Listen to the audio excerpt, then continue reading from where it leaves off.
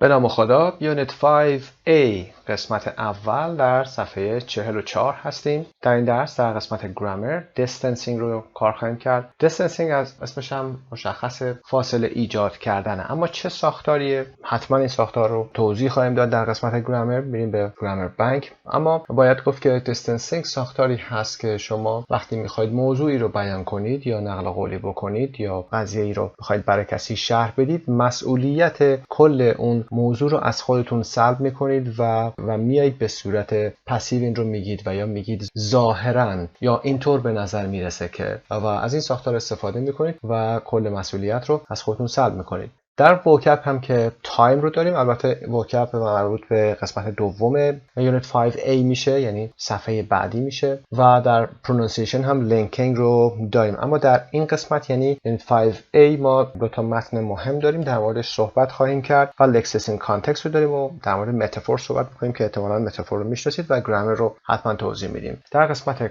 quote half our life is spent trying to find something to do with the time we have rushed through life trying to save. اینو ویل راجرز میگه، امریکن هیوموریست هست، البته کمدین هم بوده، الان هم درگذشته، فرد خیلی معروفی بوده، تاثیرگذار بوده. موضوعی که میپردازه مربوط به همین زمان هست. میگه نیمی از عمرمون صرف این میشه که کاری پیدا کنیم انجام بدیم در اون زمانی که تمام طول زندگی تلاش کردیم سیو بکنیم و پس انداز بکنیم. در عنوان هم میبینیم Are there 31 hours in a day؟ سوال خیلی خوبی هست، معمولا هممون بهش مبتلا هستیم و داریم میبینیم که کار خیلی زیادی رو در مدت کم انجام میدیم و موضوع مالتی تاسکینگ رو هم بهش خواهیم پرداخت. بریم قسمت 1. Part 1 Reading and Speaking. Talk to a partner. 1. Which of the following do you do? To what extent do you think doing one thing affects how well you do the other? تا چه اندازه‌ای؟ To what extent؟ تا چه اندازه‌ای فکر میکنید که انجام یکی از اینها بر انجام کار دیگه‌ای تأثیر میذاره یا خوب انجام دادن کار دیگه‌ای رو تحت تأثیر میذاره. Talk on a hands-free set while you're driving. Talk on، یادتون باشه talk with نگیم. Talk on a hands-free set while you're driving. وقتی که دارید رانندگی میکنید با hands-free صحبت کنید. Talk on the phone while you're doing housework or cooking. Check your email or chat online while you are working or studying. Look at a website while you are having a conversation on the phone. Listen to music while you are studying or working. Listen to music while you are exercising. Send a text while talking to a friend. خب در مورد این موضوعات یه صحبت کوتاهی حتما داشته باشید. Number 2. Are there any other activities you do simultaneously? آیا فعالیت‌های دیگه‌ای وجود داره که شما به صورت همزمان انجام بدید؟ کلمه simultaneously رو حتما یاد بگیرید. به جای at the same time میتونید استفاده بکنید، فرمال‌تر هست. کلمه بسیار بسیار عالی هست برای اینکه سطح اسپیکینگتون رو بالاتر نشون بدید، سطح رایتینگتون رو نشون بدید، نالج زبانیتون رو بالاتر نشون بدید. simultaneously به نگاهش هم دقت داشته باشید. simultaneously e o u s سه تا واول پشت هم اینجا دارید. Have you ever made a mistake or had an accident because you were multitasking?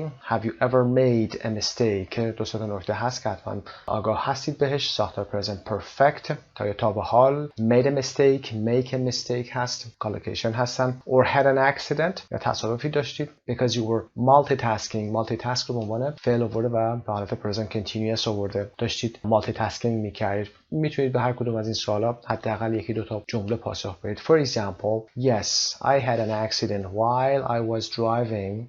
میتونید به این شکل بگید Yes, once I had an accident because I was driving down the street and I was talking on the phone and I was checking the GPS simultaneously and I didn't car ahead of me and I crashed into that car.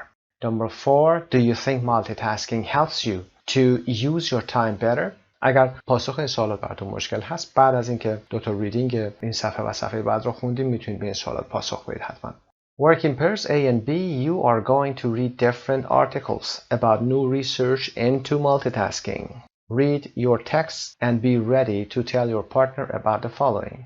خب متن رو میخونید و بعد به این سوالات پایین پاسخ بدید. سوالاتی که در این قسمت هست یه دور نگاه داشته باشید که زمانی که دارید ریدینگ رو انجام میدید آشنا باشه براتون و بدونید که دنبال چه چیزهایی باید بگردید. What the research has shown. What kind of multitasking people do. A. During the day. be in the evening. Mark Vickery and his wife's experience. خاطرشون چی بوده؟ What he thinks the pros and cons are. Pros and cons are advantages and disadvantages.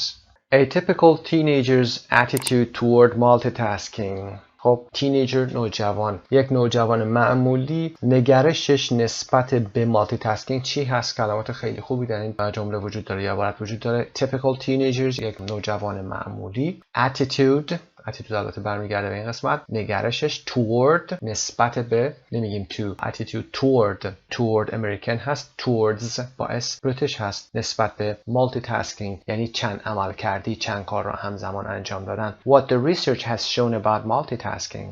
What things we can do successfully simultaneously. What happens when we try to do two or more related tasks simultaneously. Problems that arise. مشکلاتی که به وجود میان from multitasking while we are driving. خب کلمات خیلی خوبی داشته در اینجا. attitude towards multitasking simultaneously. اینا داره خیلی تکرار میشه. حتما این کلمات رو از خودتون کنید و تکرار کنید و این کلمات دیگه براتون یک کلمه جا افتاده بشه. اما در قسمت سی هم now tell each other the main points of the articles you read که این کار رو حتما بعد از خوندن متن میتونید انجام بدید. سایت مجموعه زبان ایرانی. Reading A. Multitasking means 31/7. خب حتما 31/7 شما رو به یاد یک اصطلاح دیگه میندازه 24/7. 24/7 as you know is 24 hours 7 days a week. For example, you can say our shop is open 24/7 means 24 hours and 7 days a week means all the time or always our shop is open. Multitasking اینجا گفته 31/7. ببینیم موضوع چی هست. Paragraph 1.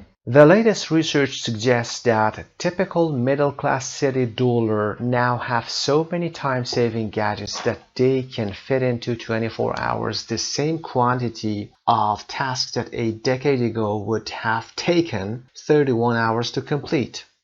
تحقیقات اخیر نشون میدن که suggest اینجا به این معنی میتونه باشه that که typical middle class city dwellers یعنی ساکنین شهری middle class یعنی طبقه میانی و متوسط شهرها الان have so many time saving gadgets tool هست. gadget a small tool or device that does something useful for you.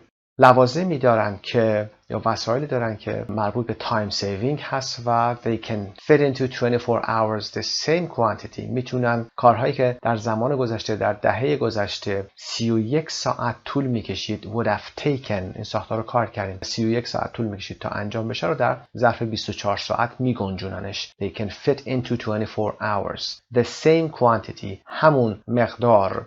Paragraph 2. For many people, the frenzy starts over breakfast, reading emails on a handheld BlackBerry while making toast. برای بسیاری از مردم the frenzy اون حالت شروع هیجان هست، شروع فعالیت‌های روزمره هست. The frenzy starts over breakfast. شروع هیجان و شلوغی در زمان صبحانه شروع میشه با reading emails on a handheld BlackBerry که میدونید علامت آر که گذاشته علامت تجاریش هست و منظورش موبایل هست. خوندن ایمیلتون در موبایل handheld که یعنی پورتابل هست، قابل حمل هست. while making toast در حالی که دارید توستتون رو برای صبحانه آماده میکنید. It carries on in the car where a driver with a Bluetooth earpiece holds a conference call while keeping an ear on the radio and checking the GPS. It carries on. Carry on means continues. این ادامه پیدا میکنه داخل ماشین که در اون هم راننده با یک ایرپیس یعنی یک هندز فری بلوتوثش این هم علامت ترید مارکش رو گذاشته. holds a conference call با یک کانفرنس کال رو یا تماس کنفرانسی رو داره برقرار میکنه در حالی که keeping an ear on the radio یک گوشش به رادیو هست و checking the GPS داره GPS رو هم چک میکنه. Paragraph 3. Work is then a blizzard of emails, phone calls, and meetings, often happening simultaneously. Work یعنی سر کار. محل کارم که میرسه is then a blizzard of emails. اینجا blizzard به معنای کولاک نیست، منظور کولاک از برف نیست، بلکه صنعتی هست که در ادبیات داریم و بهش میگیم متافور و در این درس هم توضیح خواهیم داد. از قبل هم حتما باهاش آشنا هستید. متافور استعاره یا کنایه هست که اینجا منظور از حجم زیاد ایمیل هست. تماس‌های تلفنی و جلسات often happening simultaneously که اغلب به صورت همزمان اتفاق میافته. However, according to OTX, an American consumer research organization, the most intense period of multitasking appears to be in the evening. However, اگرچه همیشه گفتیم بعدش کاما رو میذاریم. According to OTX اینجا هم یک کاما داریم. According to یعنی به گفته یا بنابر آنچه که OTX میگه، چون OTX رو با حروف بزرگ نشون داده، یک اسم خاص است. An American Consumer Research Organization یک سازمان تحقیقات مصرف کننده هست که امریکایی هست این سازمان. The most intense period شدیدترین دوره multitasking appears to be از همون distancing هایی هستن که گفتیم در گرامر صحبتشو خواهیم کرد. به نظر میرسه که in the evening باشه. appears to be به نظر میرسه که باشه در هنگام عصر.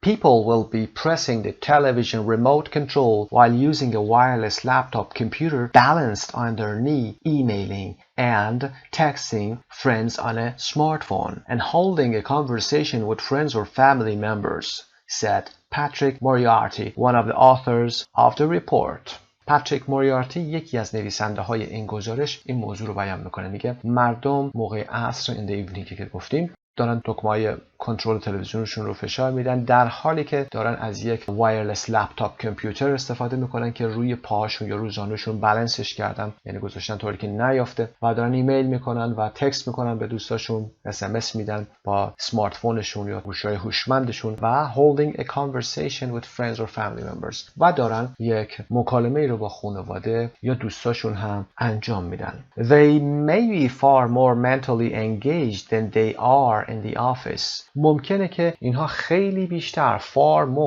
بیشتر و far more خیلی بیشتر از لحاظ فکری یا مغزی نسبت به آفیس یا محل کارشون هم درگیر باشن یا درگیرتر باشن. They may be اینجا هم داریم از distancing استفاده میکنیم. اینها باید به این صورت باشه. Paragraph 4. According to this study, while television remains the main focus of attention in the evening, nearly half the respondents were also using computers and phones to catch up with friends, update their Facebook or other social networks, or download and listen to music. طبق تحقیق انجام شده according to this study یعنی author کسی که داره این مقاله رو مینویسه از خودش نمیگه، داره مسئولیتش رو میندازه گردن این تحقیق.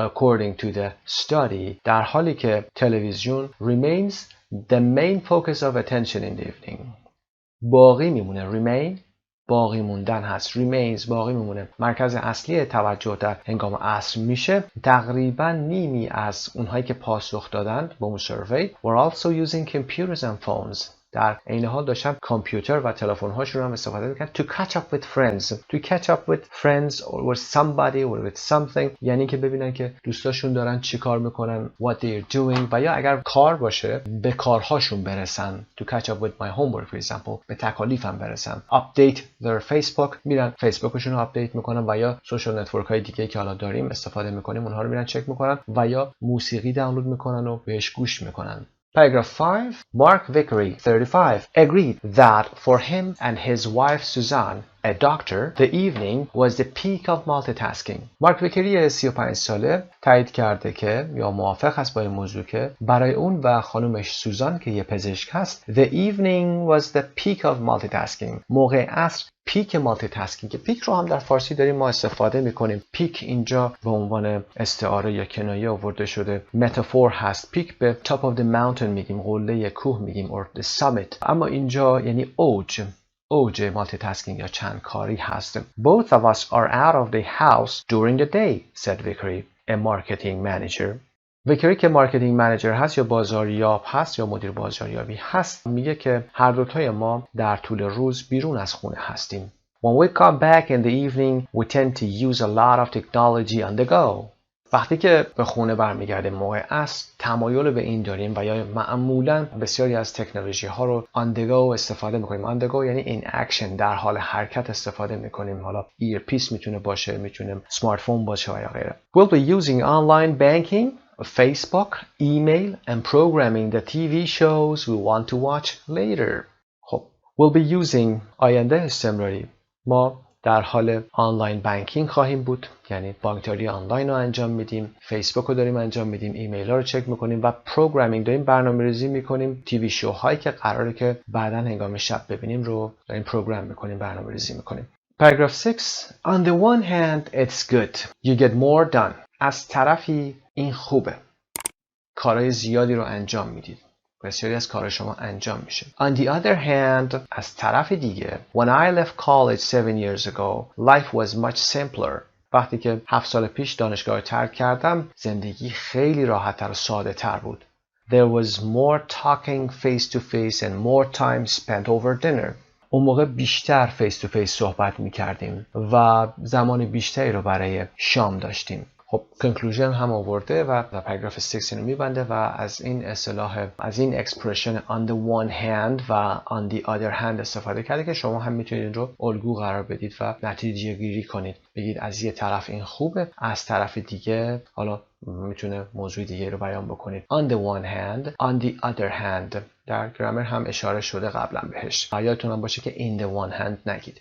خب اسامی که در پایین هست بلکبری، بلوتوث و جی پی اس رو حتما میشناسید. یک از روخونی بکنیم این رو. handheld device، وسیله که در دست میگیرید شما. that makes available email, phone, web browsing, etc. این کار رو براتون آسان میکنه. bluetooth، technology that makes it possible for various devices and peripherals to communicate with each other and with the internet without the need for cables. یه نوع تکنولوژی هستش که برای شما وسایل مختلفی رو که در پیرامون شما هستن ارتباطشون رو راحت میکنه با هم دیگه و با اینترنت بدون اینکه بخواید به کیبل یا کابل یا سیم احتیاج داشته باشید. جی پی اس گفتیم قبلا کلماتی که به این شکل هستن به صورت حروف abbreviation هستن اسمش رو در قسمت آخر میذارید و میگه GPS, BBC, VOA, a navigation system that receives information via satellite. via یعنی از طریق ماهواره اطلاعات رو دریافت میکنه. یک navigation system هست، سامانه یا سیستم راهبری هست. بریم با هم به قسمت B, page 45. Part B. The great myth of multitasking. Myth or legend. It's something or an idea that people believe but it may not be true. Or fallacy or legend you can say. افسانه یا اسطوره یا چیزی که حالا شاید واقعیت خارجی نداشته باشه. Paragraph 1. You open the door to your teenage daughter's room. در اتاق دختر نوجوانتون رو باز میکنید و میپرسید What are you doing? Nothing much, she answers. Uploading pictures, doing my homework, helping Jade with hers online. کار زیادی انجام نمیدم، کار خاصی انجام نمیدم. تصویر دارم آپلود میکنم، تکلیفام انجام میدم و به جید دارم آنلاین کمک میکنم. All at the same time? Sure, it's easy. همه رو همزمان؟ All at the same time. گفتیم به جاش میتونیم simultaneously بگیم، اما simultaneously خورده فرمال هست و در خونه معمولا یا گفتگوهای روزمره simultaneously استفاده نمیشه و میگیم at the same time, all at the same time. Sure, it's easy. بله، خیلی راحته. Number 2. While your daughter may be convinced that she can do all these things at the same time, a number of recently published neuroscience research papers argue that this is not in fact the case. در حالی که دختر شما ممکنه که معتقد شده باشه که میتونه که همه اینها رو همزمان انجام بده، یه سری پیپرز، منظور میتونه نیوز پیپرز باشه و یا آرتیکل ها باشه، یه سری مقالات تحقیقاتی نوروساینس که مربوط به علم عصب شناسی هست و اخیراً چاپ شده یا منتشر شده، استدلال میکنن که در واقع اینطور نیست. This is not in fact the case. Apparently رو داریم اینجا استفاده میکنیم. ظاهراً or it seems to be. Apparently در برابر it seems to be یادتون باشه که apparently فرمال تر هست. ظاهراً what is really happening is that our brains juggle these tasks, rapidly switching from one to the other and choosing a sequence in which to do them.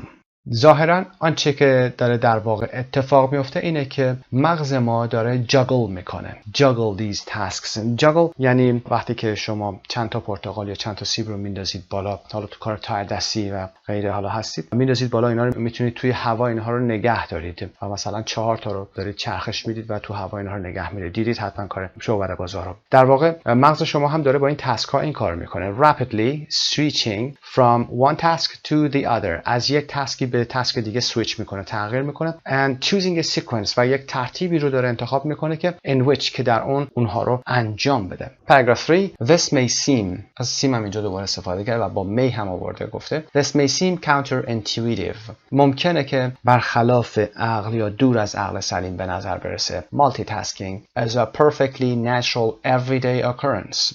مالتیتاسکینگ یا چند کاری کاملا یک اتفاق یا رویداد روزانه طبیعی هست. occurrence استرس روی occurrence. We can cook dinner while engrossed in a show on TV, or we can talk to a friend while walking down the street without bumping into anybody or getting run over. میتونیم شام درست کنیم در حالی که engrossed in a show هستیم. engrossed means attracted. engrossed مجذوب. engrossed, so interested in something that you give it all your attention. به یک برنامه تلویزیونی جذب شدیم و همینطوری داریم غرق تماشا اون هستیم، یا میتونیم با یه دوست صحبت بکنیم در حالی که داریم توی خیابون راه میریم بدون اینکه without bumping into anybody، بدون اینکه به کسی برخورد بکنیم. bumping به صورت اتفاقی برخورد کردن به کسی. into anybody or getting run over. getting run over یعنی که بدون اینکه ماشینی اون رو زیر بگیره. However, research suggests that there is an enormous difference between how the brain can deal with what are referred to as highly practiced tasks, such as stirring or walking, and how it responds when, for example, you think about adding another ingredient or you decide to change the direction you are walking. اگرچه طبق این تحقیق there is an enormous difference، تفاوت عظیمی وجود داره. enormous difference رو با هم یاد بگیرید به صورت collocation.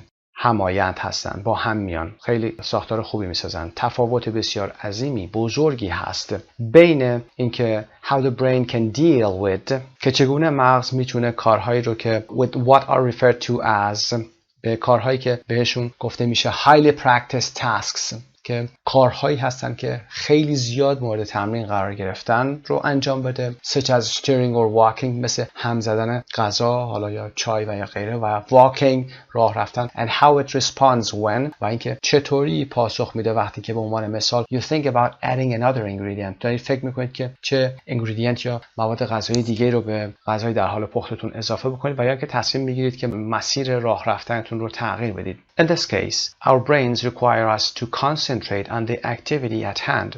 در این مورد مغزهای ما از ما میخوان که تمرکزمون رو بر فعالیتی که at hand هست، یعنی در دم دست هست، داریم انجام میدیم، متمرکز کنه. Paragraph 4. The problem, it seems, occurs when human beings try to carry out 2 or more tasks that are in some way related. به نظر میرسه it seems، گفتیم نسبت به apparently مقداری informal هست. مشکل به نظر میرسه زمانی اتفاق میفته که انسان ها تلاش میکنن 2 یا چند کار رو یا چند کار بیشتر رو که به همدیگه مربوط هستن رو انجام بدن. To carry out means to do. carry out یه مقدار رسمی تر از نسبت به to do هست. We can see the effect of this if we look at what happens when people use cell phones while driving, even if they are hands-free. میتونیم تاثیر این رو وقتی که مردم دارن از سل فون استفاده میکنن در حالی که دارن رانندگی میکنن، حتی اگر از هندز فری استفاده میکنن، اون تاثیرات رو بیاین ببینیم. Most people feel they are capable of driving and having a conversation at the same time. بسیاری از مردم احساس میکنن که قادر به رانندگی و having a conversation، داشتن یک مکالمه به صورت همزمان هستن. This is fine until they need to process language while driving, for example on a road sign.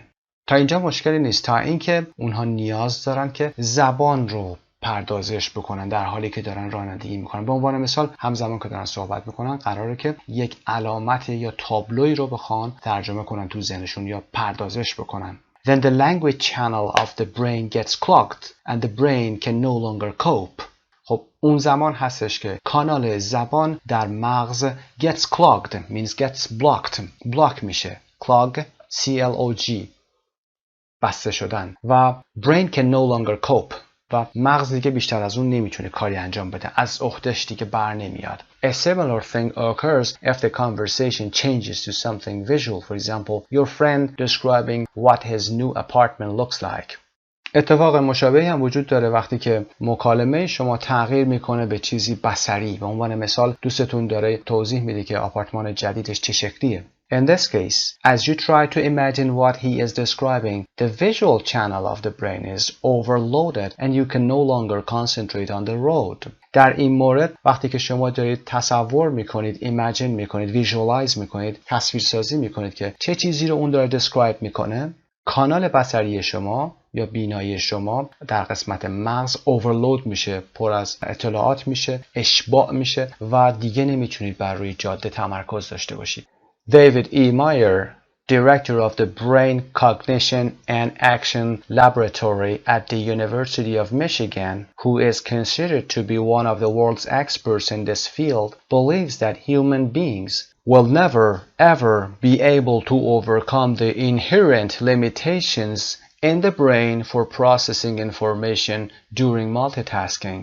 دیوید مایر دایرکتور هست، مدیر آزمایشگاه Brain Cognition Action هست. Brain که میدونید مغز هست، Cognition شناخت هست و Action که عمل کرد هست، در دانشگاه میشیگان. Who is considered که محسوب میشه to be، اینجا هم داره distancing میکنه و میگه که محسوب میشه و مردم این رو به این شکل میشناسن. یکی از کارشناسهای مهم جهان هست در این زمینه، معتقده که human beings، انسان ها هرگز قادر نخواهند بود که overcome بکنن، یعنی فائق بیان بر چیزی. بر چه چیزی؟ The inherent یعنی ذاتی، طبیعی. Inherent استرسش قسمت H و the inherent limitations یعنی محدودیت های ذاتی یا طبیعی در مغز برای پردازش اطلاعات در حالی که دارن مالتی تاسکینگ میکنن. هرگز نمیتونن به این مسئله فائق بشن. It just can't be done any more than the best of all humans will ever be able to run a 1-minute mile.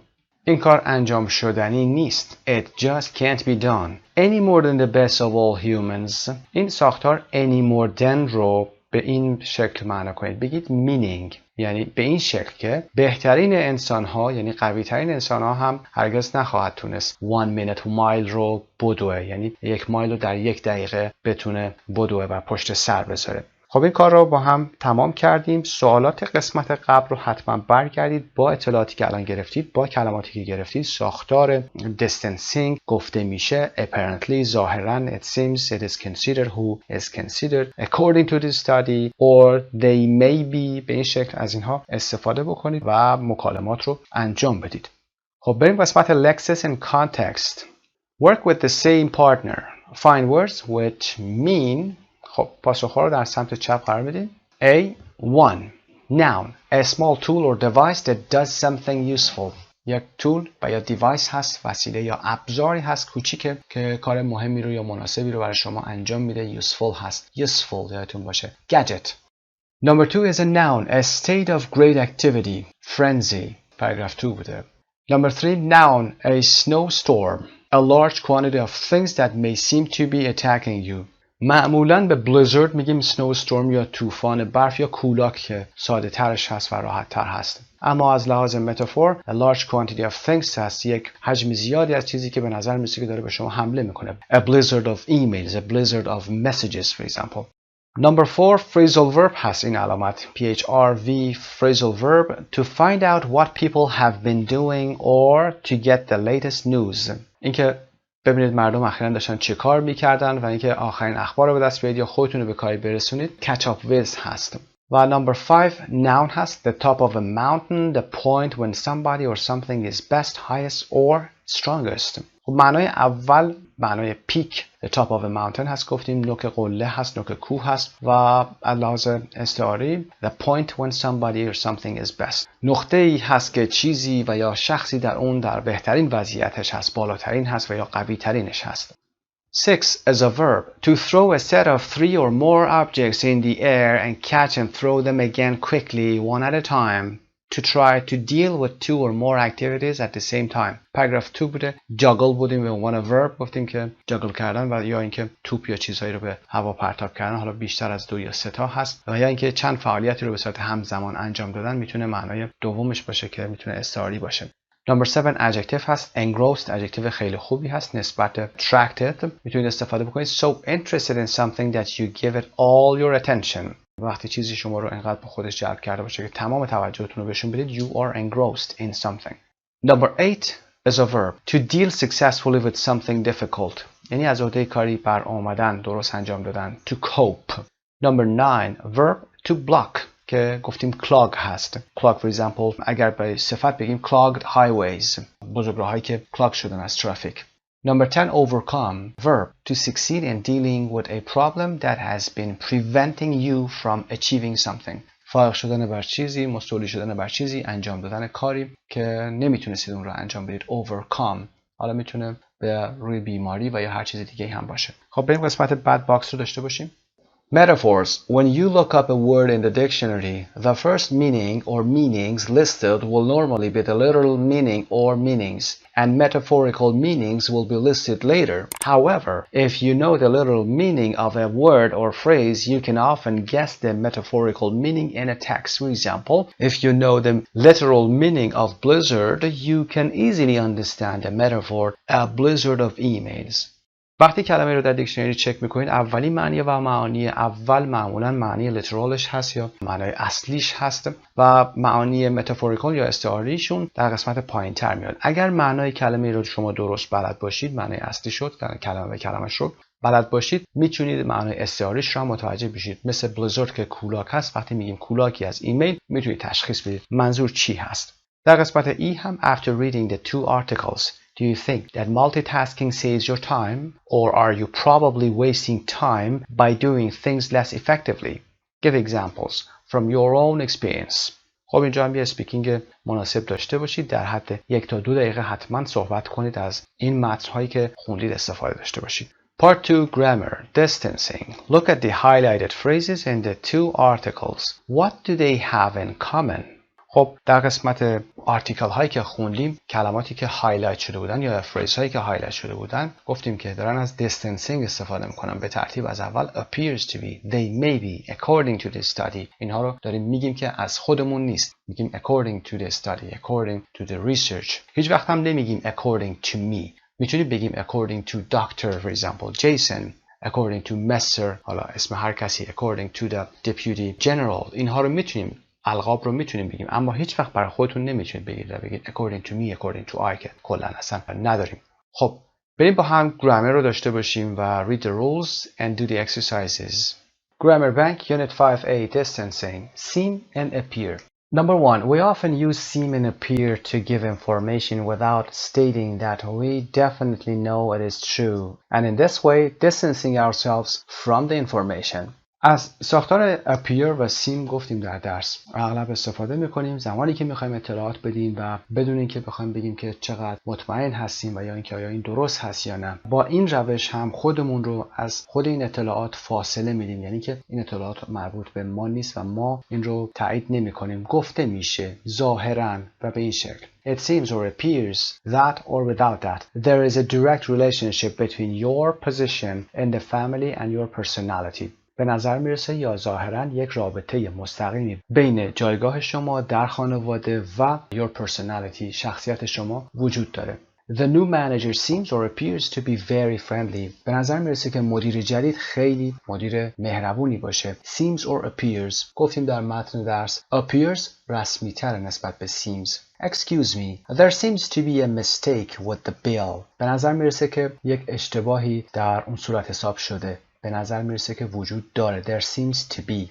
We can use it seems or appears plus that plus clause or subject plus seem and appear plus infinitive. ساختارش رو هم که دیدید. It seems there is a direct relationship or it seems that there is a direct relationship و یا ساختارهای دیگه که در این قسمت میبینیم.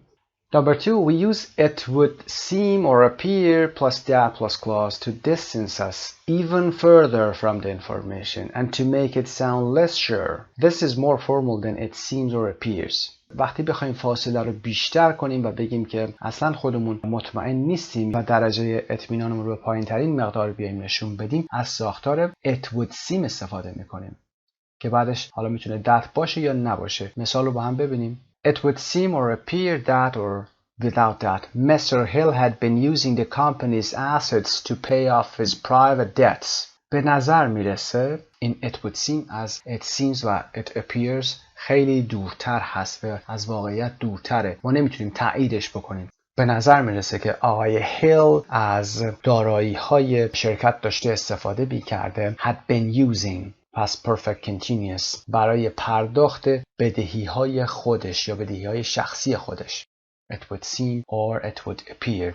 The passive with verbs of saying and reporting. خب حالت پسیوی هم براش وجود داره، مجهول. Another way of distancing ourselves from the facts, especially in formal written English, is to use passive forms of verbs like say, think, etc. to introduce them. We can use it plus passive verb plus that plus clause.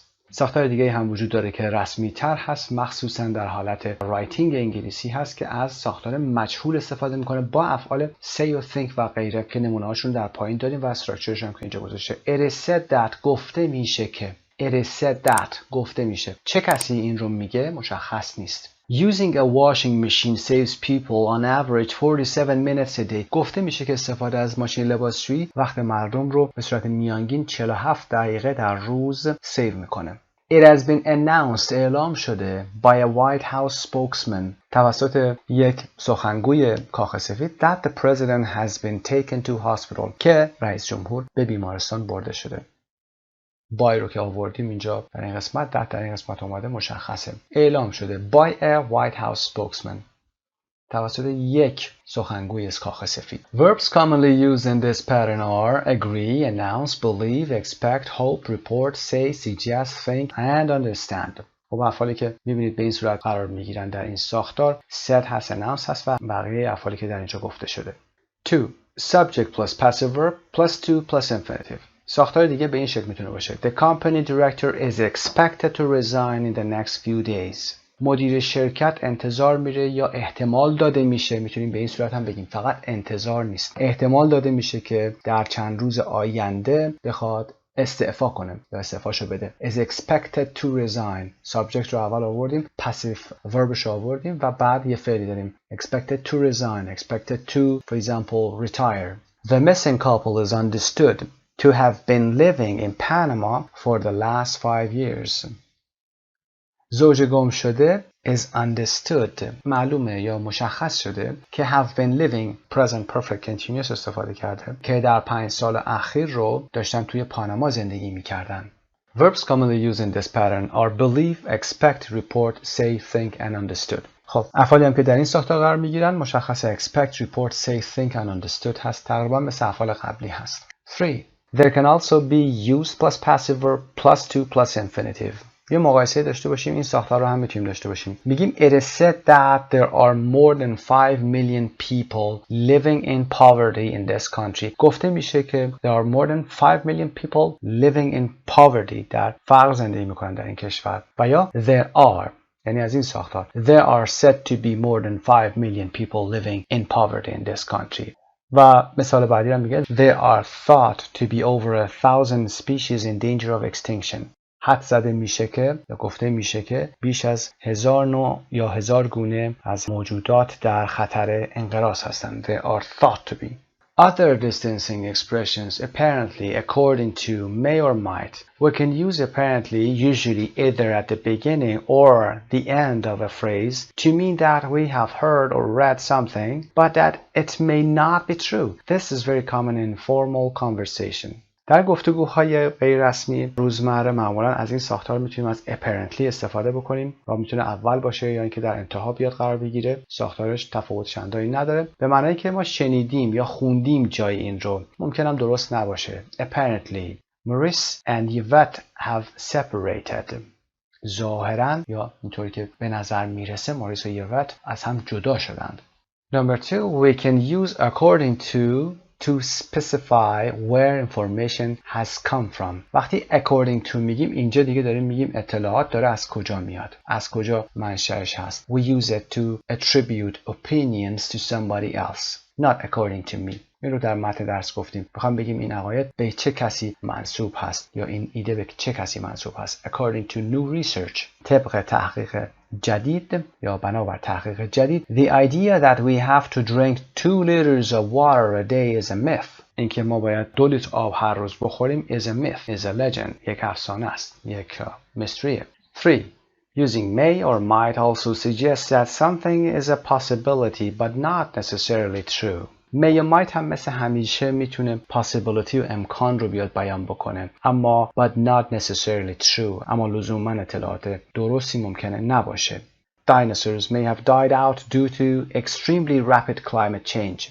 احتمالاً دایناسورها به دلیل تغییر آب و هوایی سریع یا شدیداً سریع از بین رفتن یا مردن. There are rumors that the band which broke up in the late 80s might be planning to get back together and record a new album. شایعاتی وجود داره که این گروه موسیقی که در اواخر دهه 80 گروهشون از هم پاشید امکان داشته باشه که یا امکان داره که طرحی رو داشته باشن یا برنامه‌ای داشته باشن که با هم دیگه دوباره جمع بشن، گروه رو دوباره تشکیل بدن و یک آلبوم جدید رو ضبط بکنن. خب بخش گرامر رو به پایان رسوندیم. برمیگردیم به متن درس اصلی. در قسمت C که قسمت انتهایی این بخش هست You're a journalist. Your editor has asked you to write a paragraph about one of the news stories with the headlines below. However, she has asked you to be careful what you say, as the facts haven't been confirmed yet. Choose one story and write a paragraph of approximately 100 words. خب میتونید از این موضوعات تایتل ها استفاده بکنید و بحثی که قرار هست، گزارشی که قرار هست رو بدید، تقریبا 100 کلمه باشه، اما هدف اصلی شما این هستش که بتونید این هدلاین هایی که میخواید توضیح بدید، همونطور که اینجا گفته شده از شما خواسته شده که مراقب باشید. چرا؟ چون این حقیقت هایی که داریم میگید هنوز مورد تایید قرار نگرفته. بنابراین شما باید از دیستنسینگ استفاده بکنید که آینده شغلی خودتون و اون مؤسسه‌ای که دارید براش کار میکنید به خطر نیفته و سلب مسئولیت میکنید و میگید که it seems, apparently و هر کدوم از اینها رو در اوایل پاراگرافاتون میایید بیان میکنید. خب به این ترتیب یونیت 5A page 45 به پایان میرسه. سلامت و پیروز باشید. به نام خدا. Page 46 Part 3 Pronunciation and Listening Linking. A. Read information about a radio call-in show. Who or what are the time bandits? خب یک برنامه call in show هست. میدونید برنامه‌ای هستن که یک اکسپرت رو دعوت میکنن، بعد مردم زنگ میزنن، مشکلاتشون رو مطرح میکنن. The expert can answer their questions and we have here this expression time bandits. Who or what are the time bandits? If you know the time bandits you can answer this question, or we go to this part, the time bandits in this box.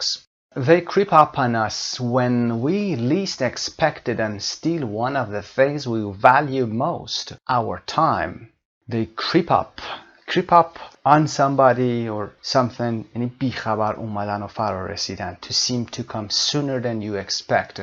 یه دفعه‌ای میان سراغمون. When we least expect it. که ما حداقل انتظارشو داریم. یعنی اصلا منتظر این قضیه نیستیم. و steal one of the things we value most. و یکی از چیزهایی که ما خیلی بهش ارزش میدیم یا براش ارزش قائل هستیم we value most رو میان steal میکنن، سرقت میکنن. Our time. زمان رو میگیم. They're the time bandits. اونها راهزنان زمان هستن، راهزن وقت هستن، سارقین وقت هستن. Bandit به سارق گفته میشه. Someone who robs people, especially one of a group of people who attack travelers. خب اینجا تایم بندیتس رو آورده مثل همون استعاره متافوری که قبلا گفتیم. راهزنان زمان هستن. مردم میتونن باشن یا موقعیت هایی. ادامه میدیم. The people and situations that waste our precious minutes and make our lives even more rushed. کسانی یا موقعیت هایی که وقت گرانبهای ما رو precious minutes منظور وقت گرانبها هست precious و زندگیمون رو به عجله بیشتری وادار میکنن. یعنی باید حالا زمان بیشتری بذاریم برای دویدن و برای جبران این زمان ها. How can we stop the time bandits? Call our expert Richard Anderson and tell us about your time bandits and find out how to deal with them. خب زنگ بزنید به کارشناس ما ریچارد اندرسون هست و در مورد تایم بندیتس خودتون بگید و ببینید که چطور میتونید با اونها کنار بیایید و مشکلتون رو حل کنید. How to deal with your problem.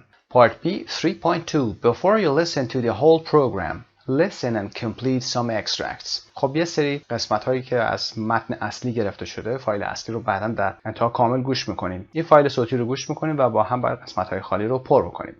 3.2 1.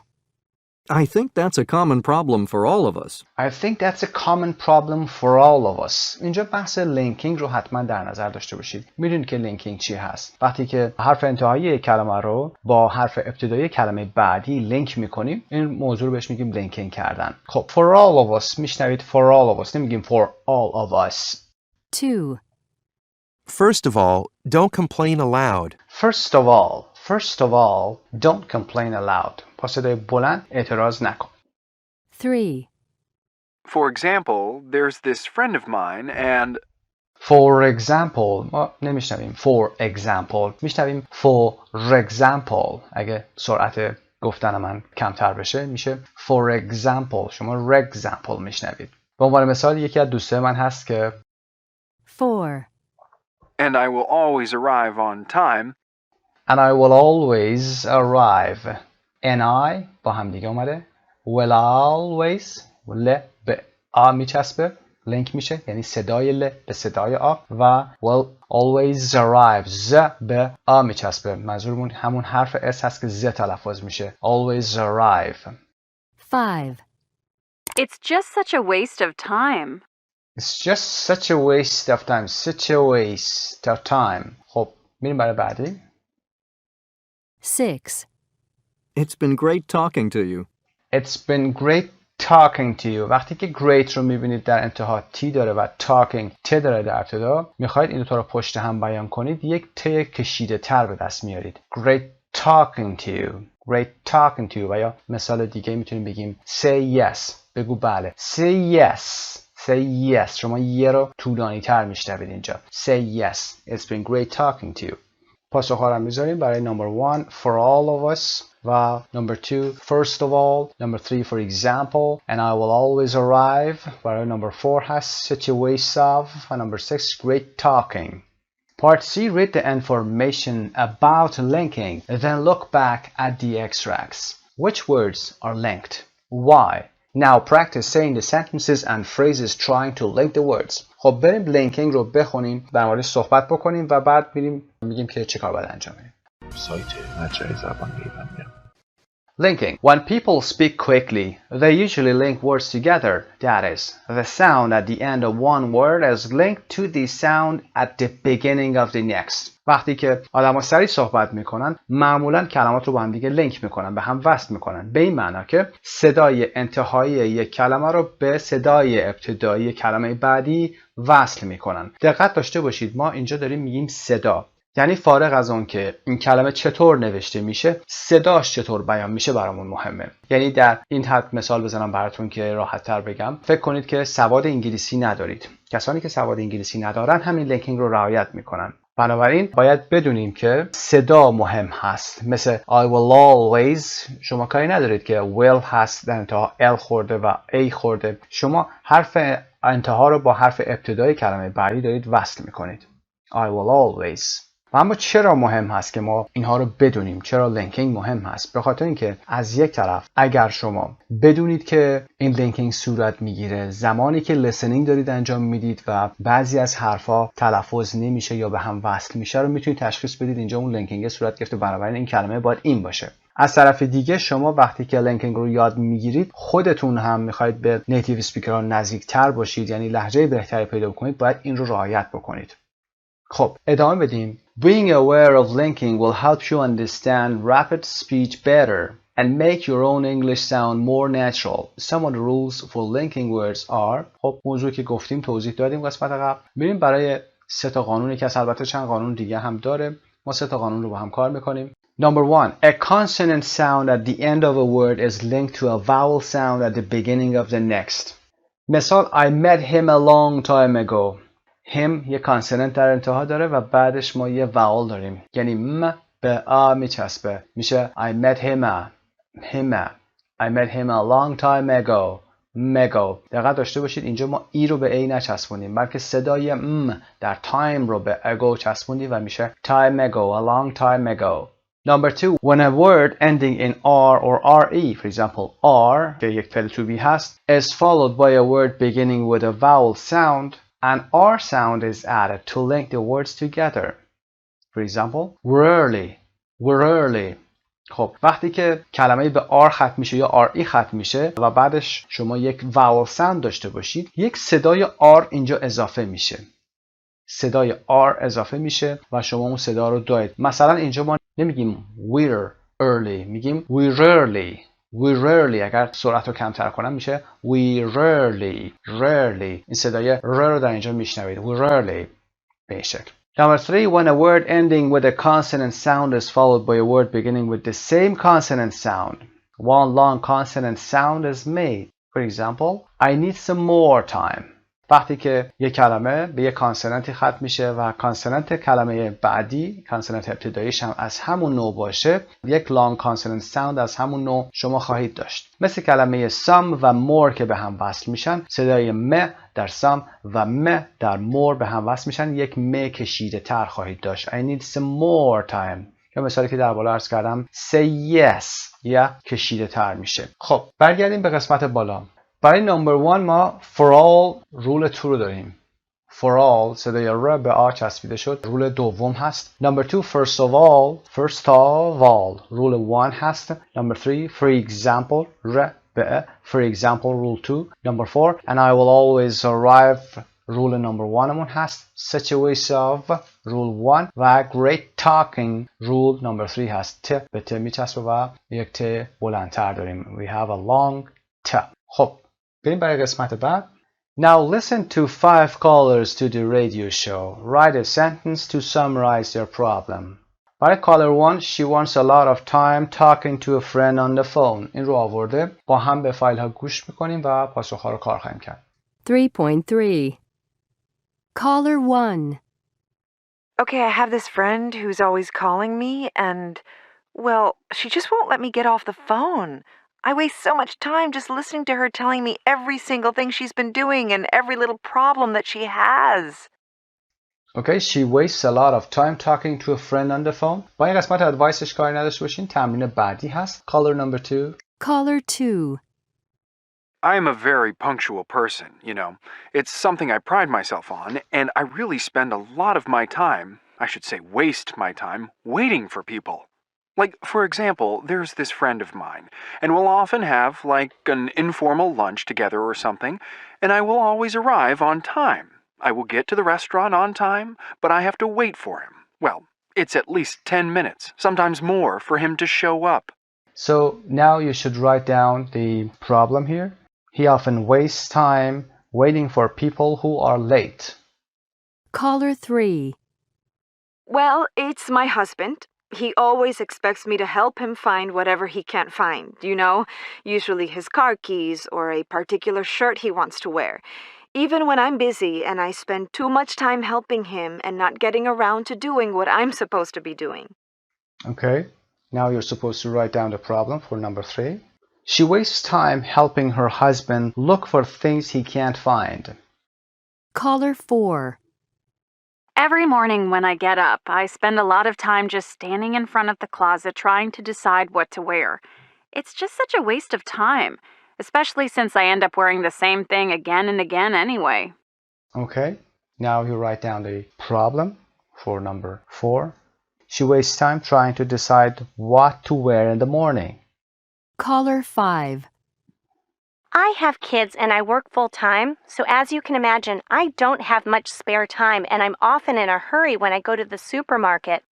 And somehow I always manage to have someone in front of me in the line who seems to have all the time in the world, you know, who's really slow and even more annoying, gets into a conversation with the cashier. Do you have any tips? Okay, number 5. She wastes time in the supermarket when the person in front of her in line gets into a conversation with the cashier. Now that you have written the summaries of these conversations, let's go to part E. With a partner, imagine you are the expert, discuss and decide what advice you might give the 5 callers. خب این قسمت رو خودتون انجام بدید. بعد بریم قسمت F 3.4. Now listen to the expert's advice A to E.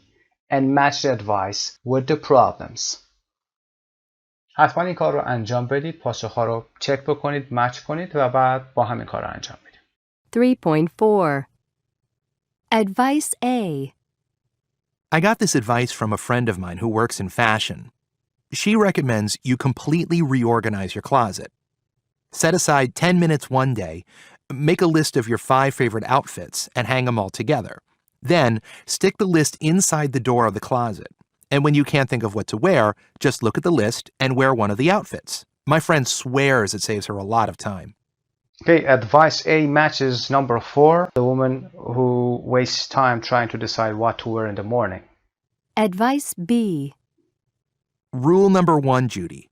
Never, ever drop what you're doing to go and help. Now, if he shouts at you from another room, just tell him you can't hear what he's saying. Let him come to you. Pretend you're really busy, even if you aren't. So advice B matches number 3, the woman who had problems with her husband. Advice C. Say you'd love to talk, but you can't right now, and you'll call back another time. How about that? Or say you only have 5 minutes and really mean it. I mean, say goodbye when the 5 minutes are up. Use a finishing up expression like, oh, it's been great talking to you, but I really have to go now. And advice C matches number 1 with the problem with the woman who had problems talking on the phone. Advice D. I really know what you mean because I have friends like that too. I think the best thing to do, and I'm speaking from experience, is send your friend a text or email on the morning that you're getting together and tell them you're a little short on time today, so you don't want to hang around too much. And ask him or her to let you know if they're going to be late. That should get the message across. D matches number 2, wasting time waiting for people who are always late. Advice E. First of all, don't complain aloud, because that could easily annoy the other person and make them take even longer. Now, the thing to do is just politely interrupt and ask the cashier a question. Now, that should bring the person ahead of you back to reality, and it will remind the cashier that there are other people waiting to check out. And this one, which is E, matches number 5. Part G, 3.5. Listen to the whole program and check your answers to F. Was any of the experts' advice similar to yours? What differences were there? خب این قسمت رو خودتون میتونید انجام بدید ولی به فایل صوتی با هم گوش میکنیم، چک میکنیم. 3.5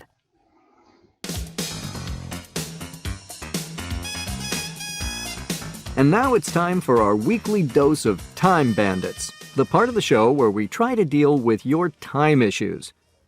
Today, we're going to be talking to our time management guru, Richard. Time management guru استرس رو در قسمت اول میذارید. گورو میتونه تیچر باشه، توتر باشه یا مستر باشه، کسی که در کاری تبحر داره.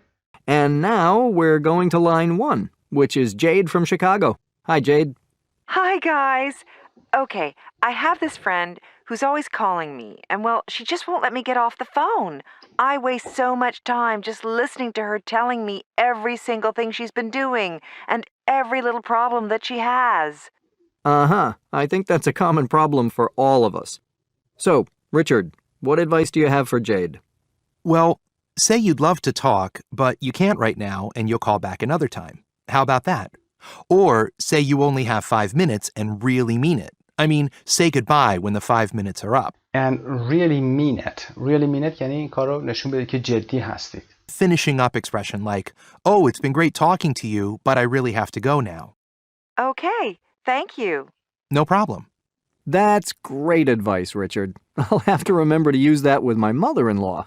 That's great advice. اینو دقت داشته باشید. اینجا ما نگفتیم that's a great advice. به خاطر اینکه حتما میدونید advice غیر قابل شمارش هست. میگیم that's great advice. All right then. We're going to line 2 now. We're talking to Nick from St. Louis. Hi, Nick. Hi there. What I wanted to say was I am a very punctual person, you know. It's something I pride myself on. He is a punctual person and he prides himself on. To pride yourself on یعنی افتخار به چیزی کردن. For example, I pride myself on, for example, reading or teaching English. And I really spend a lot of my time, I should say waste my time, waiting for people. Like, for example, there's this friend of mine, and we'll often have like an informal lunch together or something, and I will always arrive on time. I will get to the restaurant on time, but I have to wait for him. Well, it's at least 10 minutes, sometimes more, for him to show up.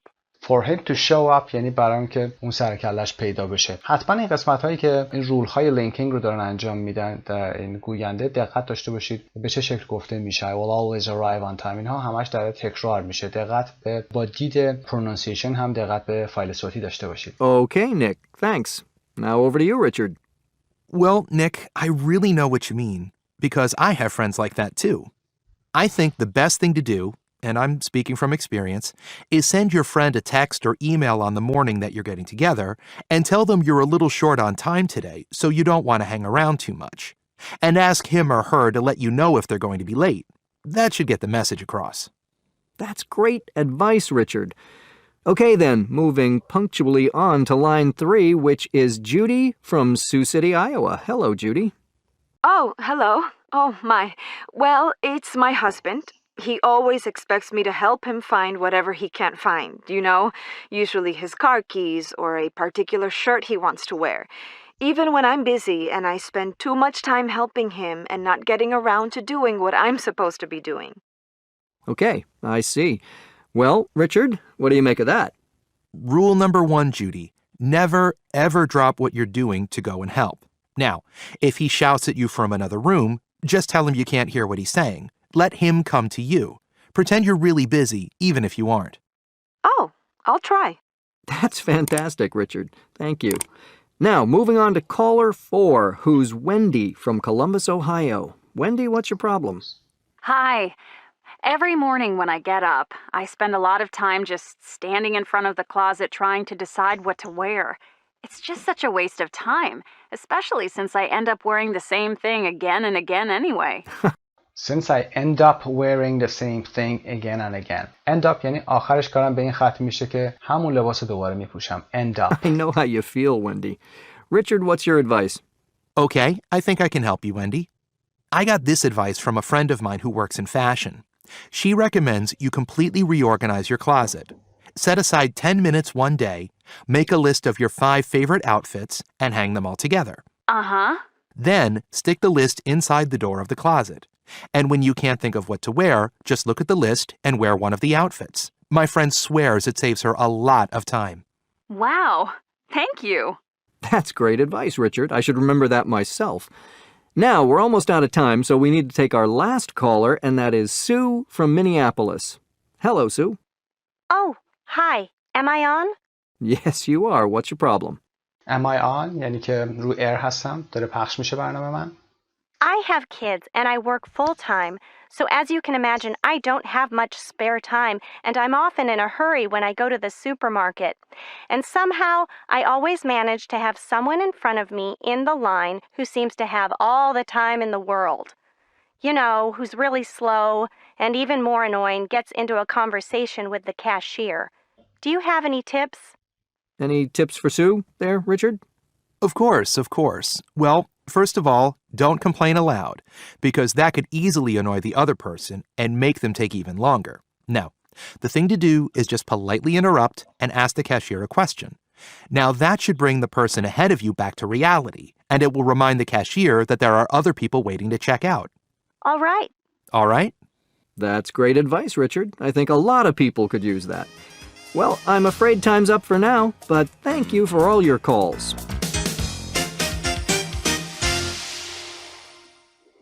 خب پاسخهای مربوط به این قسمت رو هم بذاریم. چک بفرمایید.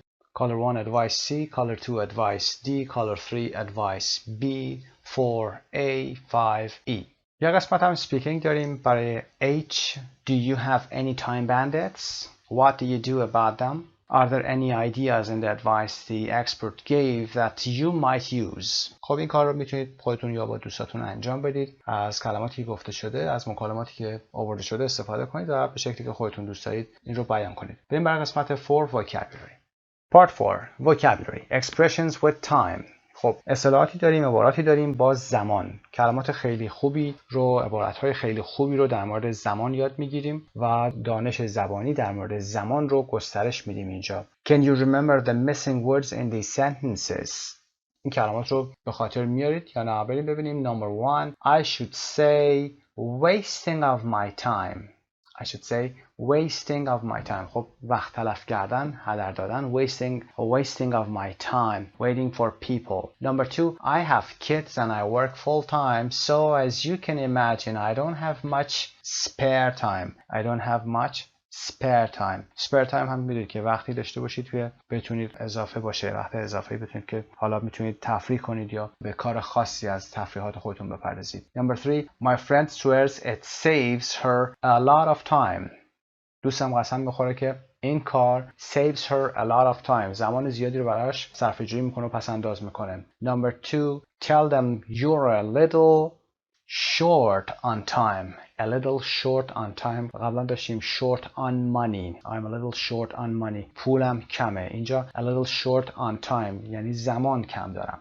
و number 5 Well, I'm afraid time's up for now. But thank you all for your calls. Time's up وقت تمام شده. نگید time's over. بازی تمام میشه. Game is over هست. اما زمان که تمام میشه time is up و یا time's up.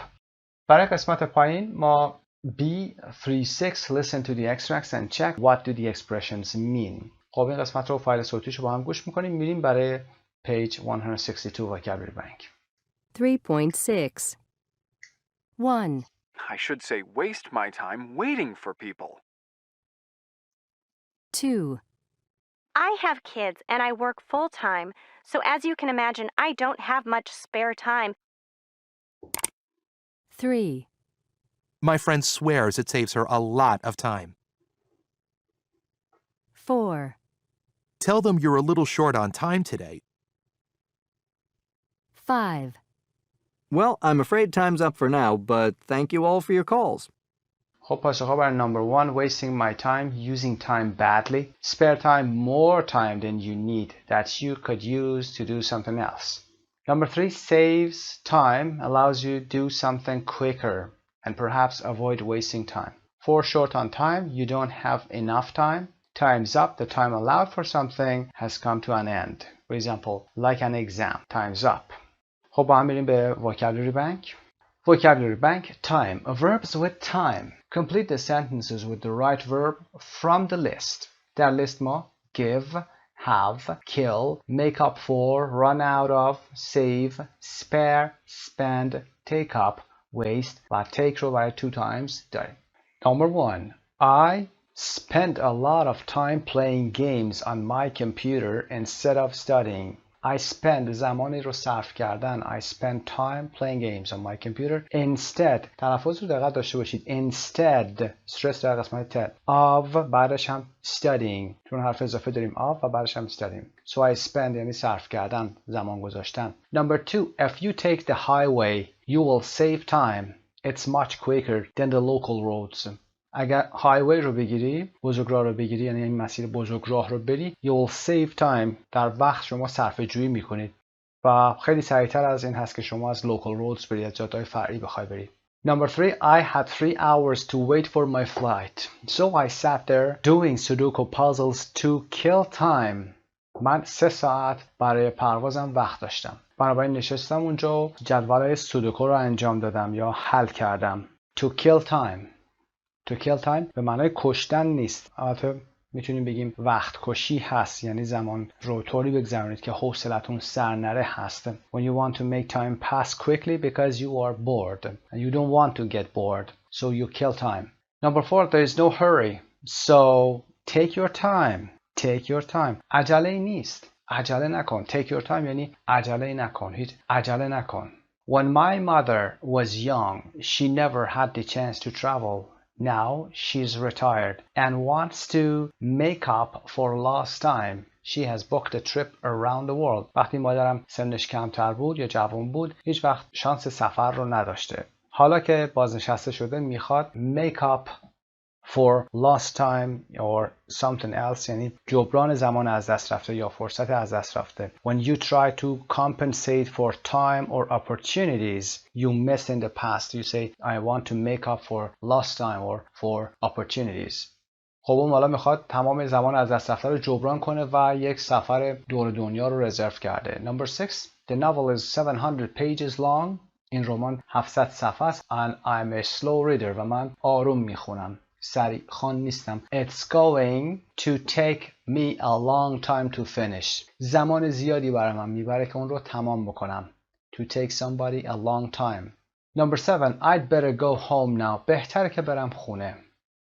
I had better go home now هست. If I'm late again, اگه دوباره دیر کنم, my dad will give me a hard time. اگه دوباره دیر کنم, پدرم will give me a hard time. پدرم حسابی منو زیر سوال میبره و یا اینکه پدرم رو در میاره. Number 8. I would like to go camping with my friends this weekend, but my final tests are next week. So I can't spare the time. I can't spare the time. Spare the time یعنی زمان کافی برای کاری رو اختصاص دادن و به کار دیگه ای ندادن. میخواید به یک کار خاصی اختصاص بدید. I can't spare the time when you don't have enough time to devote any of it to another activity. Number 9. My children take up all my time. Take up all my time یعنی همه زمان من رو میگیرند. صرف میکنن. I never seem to get to read a book or watch a movie. به نظر میرسه که هیچ وقت نمیرسم که یک کتاب بخونم و تلویزیون تماشا کنم. Number 10. New York is such a fantastic city. You're going to have the time of your life there. نیویورک شهر بسیار عالی هست و شما حسابی به خودتون اونجا خوش خواهید گذران. You have the time of your life. حالا هر کجا یعنی که you can enjoy it. Number 11. Let's not spend too long at the museum or we'll run out of time. بیاید زمان زیادی رو تو موزه نذاریم وگرنه we'll run out of time. زمان رو از دست میدیم. We have to get the train back at 10:30 and there are lots of other things I want to see. So we'll run out of time. زمان رو از دست میدیم when you don't have any time left to do something or anything. Part 2. Prepositional phrases with time. عبارت‌های اضافی هستند با زمان با time هستند. Complete the prepositions column with a preposition from the list. At 2 times, before, by, for, from, in, of, on و to. I'm really punctual. من خیلی یا واقعا وقتشناس هستم. So I hate it when other people aren't on time. وقتی دیگران سر وقت نیستن on time نیستن خیلی بدم میاد. On time. On time یه تفاوتی با in time داره. اینجا ما بگیم on time رو on time یعنی سر وقت، درست سر اون زمانی که باید کار رو انجام بدید. Punctually at the agreed time یعنی زمانی که گفته شد صحبتش شد اون زمان کار رو انجام بشه. In time یعنی early enough to do something یعنی زود برسی، زودتر از مثلا ساعت 10 برسی، قبل از 10 که on time هست برسی، میشه in time. Number 2. I've never heard of that singer. هیچ وقت در مورد اون خواننده چیزی نشیدم. He must have been before my time. He must have been before my time یعنی تو دوره ما نبوده. احتمالاً he must have been در گرامر خوندیم. احتمالاً تو دوره ما نبوده. Before I was old enough. حالا تا من این موضوع رو بشنوم یا ببینمش. Number 3. By the time we got to our hotel, it was nearly midnight. By the time زمانی که رسیدیم به هتلمون دیگه تقریبا نیمه شب بود. By the time I missed the birth of my first child. به تولد بچه اولم نرسیدم. I was on a plane at the time. تو اون زمان من توی هواپیما بودم. Or at that moment. At the time یعنی at that moment. Number 5. He's been working too hard recently.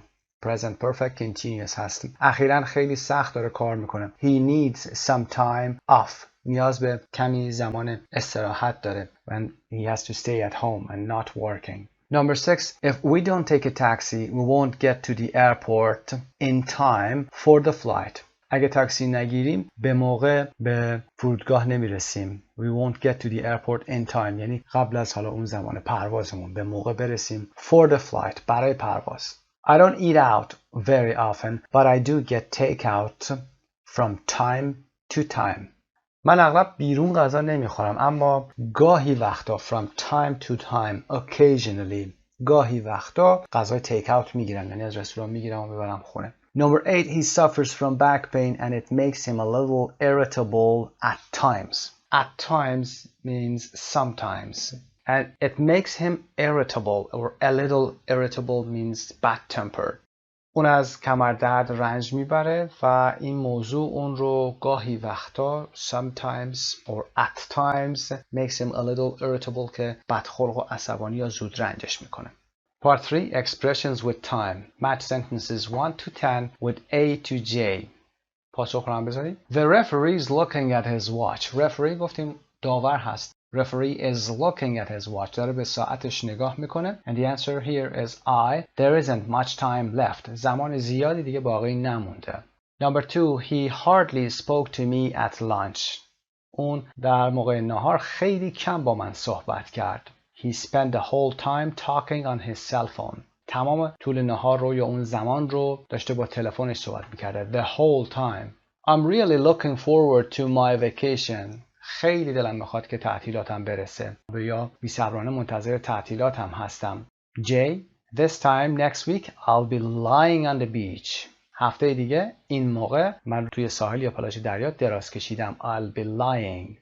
Number 4. I'm sorry I can't help you this week. متاسفم این هفته نمیتونم بهت کمک بکنم. I'm a little short on time. Short on time رو گفتیم. کمی زمان کم دارم. وقت ندارم زیاد. 5. I can't afford a new computer. نمیتونم کامپیوتر جدیدی بخرم. F. I'll have to make do with this one for the time being. I'll have to make do with this one. خب این رو هم یاد بگیریم. I'll have to make do with this or with this computer, with this car. باید با همین وسیله، با این کامپیوتر، با این ماشین کنار بیام و چیز دیگه این نخرم. یعنی از عهده‌اش وقتی برنیاید you have to make do with something هست. این اصطلاح رو به کار میبریم. For the time being یعنی در حال حاضر. تو این زمانی که الان هست. For example, this book is good for you for the time being, for the moment. برای الان براتون خوبه. Number 6, she's sure to find a job eventually. مطمئنه که یه شغلی پیدا میکنه در نهایت. G, it's only a question of time. It's only a question of time یعنی فقط زمان لازمه. فقط زمان لازمه. یعنی بعد از مدتی اون به هدفش میرسه. Number 8, stop writing please. دست از نوشتن بردارید لطفاً. C, time's up. The test is over. وقت تموم شده. The test is over. ببینید time's up, test over. زمان با up و test is over, game is over به این شکل گفته میشه. 9. I really thought I was going to be late. فکر کردم که واقعا داره دیرم میشه. But in the end, I got to the airport with time to spare. در نهایت به فرودگاه رسیدم و with time to spare یعنی زمان هم داشتم که به کارهایی که میخواستم برسم. You look very young in that photo. تو اون عکس خیلی جوان به نظر میرسی. H is the answer. It must have been taken a long time ago. It must have been taken. Deduction هست. احتمالاً باید خیلی وقت پیش گرفته شده باشه. Deduction با حالت پسیوه. It must have been taken. باید گرفته شده باشه. A long time ago. زمان خیلی خیلی گذشته و یا خیلی پیش. خب vocab رو با هم انجام دادیم. Can you remember the expressions on this page? Test yourself or a partner. خب این قسمت رو حتما یه مروری بکنید و سعی کنید که جمله های خودتون رو بسازید. روی متن رو میتونید نگه دارید، تمرین بیشتری داشته باشید و برگردیم بریم به صفحه 47. Part 5. Speaking. Work with the partner and answer the questions in the time questionnaire. خب یه قسمت مربوط به اسپیکینگ داریم. کار اسپیکینگ رو حتما باید خودتون انجام بدید. خب هر کسی به شکل خاصی صحبت میکنه. دامنه لغاتش متفاوت هست، فلوئنسیش متفاوت هست. برای این قسمت ما 2 ستون داریم که about you و do you agree هست. سوالات رو با هم میخونیم. اگه نیاز باشه توضیح میدیم. قسمت اول about you که بیشتر هست رو کمک خواهم کرد و نمونه پاسخ‌ها رو میدم. هرچند شما میتونه پاسختون متفاوت باشه. do you agree رو هم که خودتون میتونید انجام بدید. yes or no هست تقریبا. On a typical weekday morning, are you usually pressed for time? در یک روز یا صبح معمولی در طول هفته آیا معمولاً زمان کم میارید؟ Are you usually pressed for time? و typical weekday morning. Weekday روزهای هفته هست. Monday to Friday و Saturday and Sunday as you know are the weekend days. Are you usually pressed for time? Well, I think nowadays everyone is pressed for time. Do you have any electronic gadgets that you think really save your time? Electronic تلفظ electronic gadgets. آیا وسیله الکترونیکی دارید یا ابزارهای الکترونیکی دارید که really save your time که زمان رو براتون صرفه‌جویی میکنه و time managementتون هست. My cell phone has some apps or applications or programs that can save me time. What do you usually do to kill time while you are waiting at an airport or at a station? خب معمولا چه کاری انجام میدید؟ to kill time یعنی وقت گذرانی کردن هست وقتی که while یک فعل بلند مدتی مثل wait بعدش میاد while you're waiting در حالی که در یک فرودگاه یا در یک ایستگاهی به هر حال اونجا شما در حال انتظار هستید. I can say I sometimes listen to foreign language podcasts or just stroll in the airport complex. Stroll S-T-R-O-L-L قدم زدن هست تفریحی. Next question, when you go shopping, do you like to buy things as quickly as possible or do you prefer to take your time? وقتی که شاپینگ میرید آیا ترجیح میدید که وسایل رو یا اون اشیایی که میخواد رو به سرعت خرید بکنید یا اینکه ترجیح میدید take your time یعنی ترجیح میدید که عجله‌ای نداشته باشید؟ I usually go straight to the shop and buy the item and leave the place. Is there anything or anybody who is taking up a lot of your time at the moment? در حال حاضر کسی یا چیزی هست که زمان زیادی از شما بگیره. Take up یعنی use بکنه زمان شما رو. Actually, I don't let anyone take up my time, but my projects do take up my time. Are you usually on time when you meet friends? Does it bother you when other people aren't on time? Yes, I always try to be on time, and I hate it when other people are late. Do you like to get to the airport or station with time to spare or at the last minute? دوست دارید که زمانی به ایستگاه یا فرودگاه برسید که to time to spare باشه یعنی وقت برای انجام کار دیگه هم داشته باشید or at the last minute دوست دارید برسید.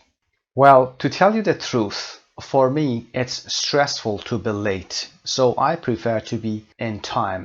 To be in time و یا to get there and have time to spare. When you were younger, did your parents give you a hard time if you came home late? وقتی که جوان‌تر بودید یا سنتون کمتر بود، بچه‌تر بودید اگر سنتون الان کم هست، یعنی سنتون کمتر از اینی که الان هست باشه.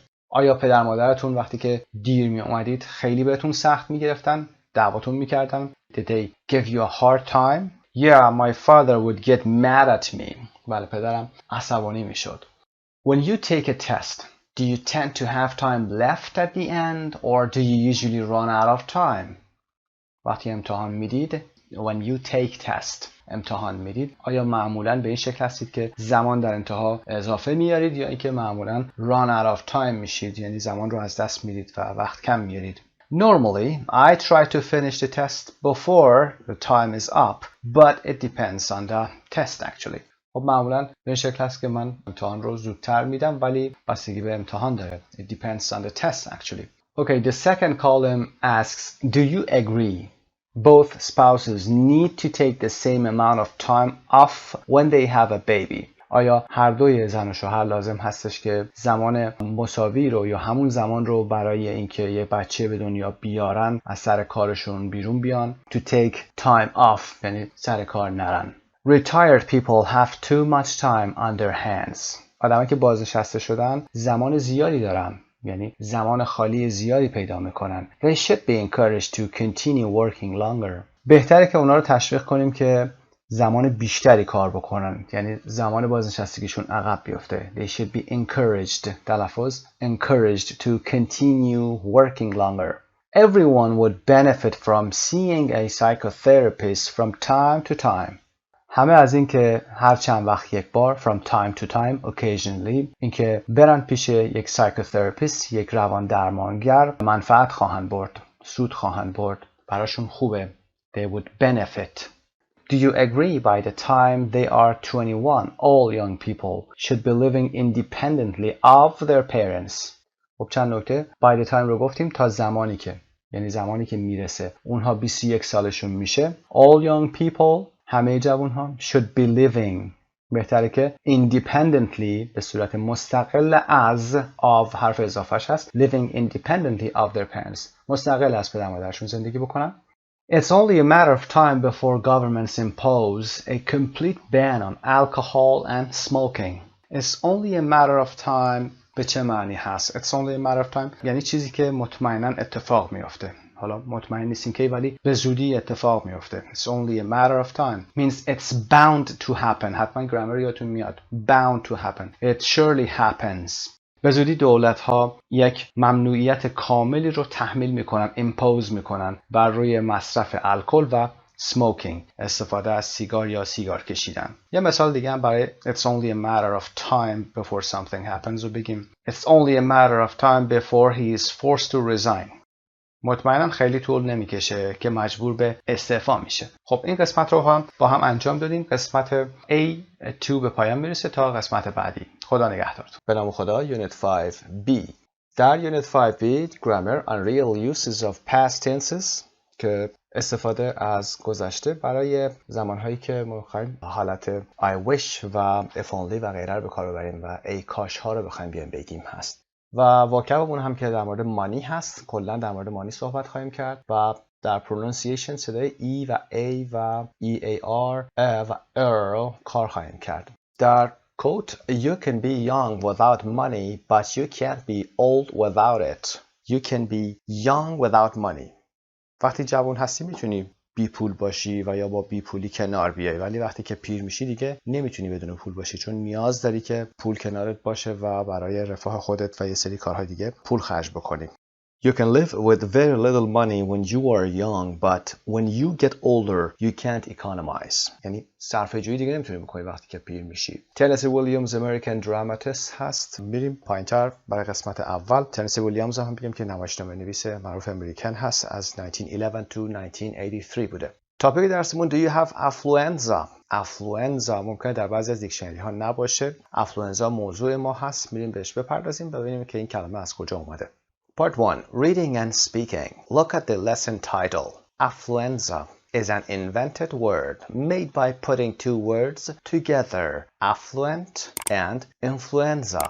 Look at the dictionary definitions and decide what you think it means. خب کلمه affluenza رو از بلندینگ دو کلمه affluent به معنای مرفه و پولدار، توانگر و influenza که همین بیماری آنفلوانزا هست ترکیبش کردن و کلمه affluenza رو ساختن. بریم کلمات affluent و influenza رو ببینیم.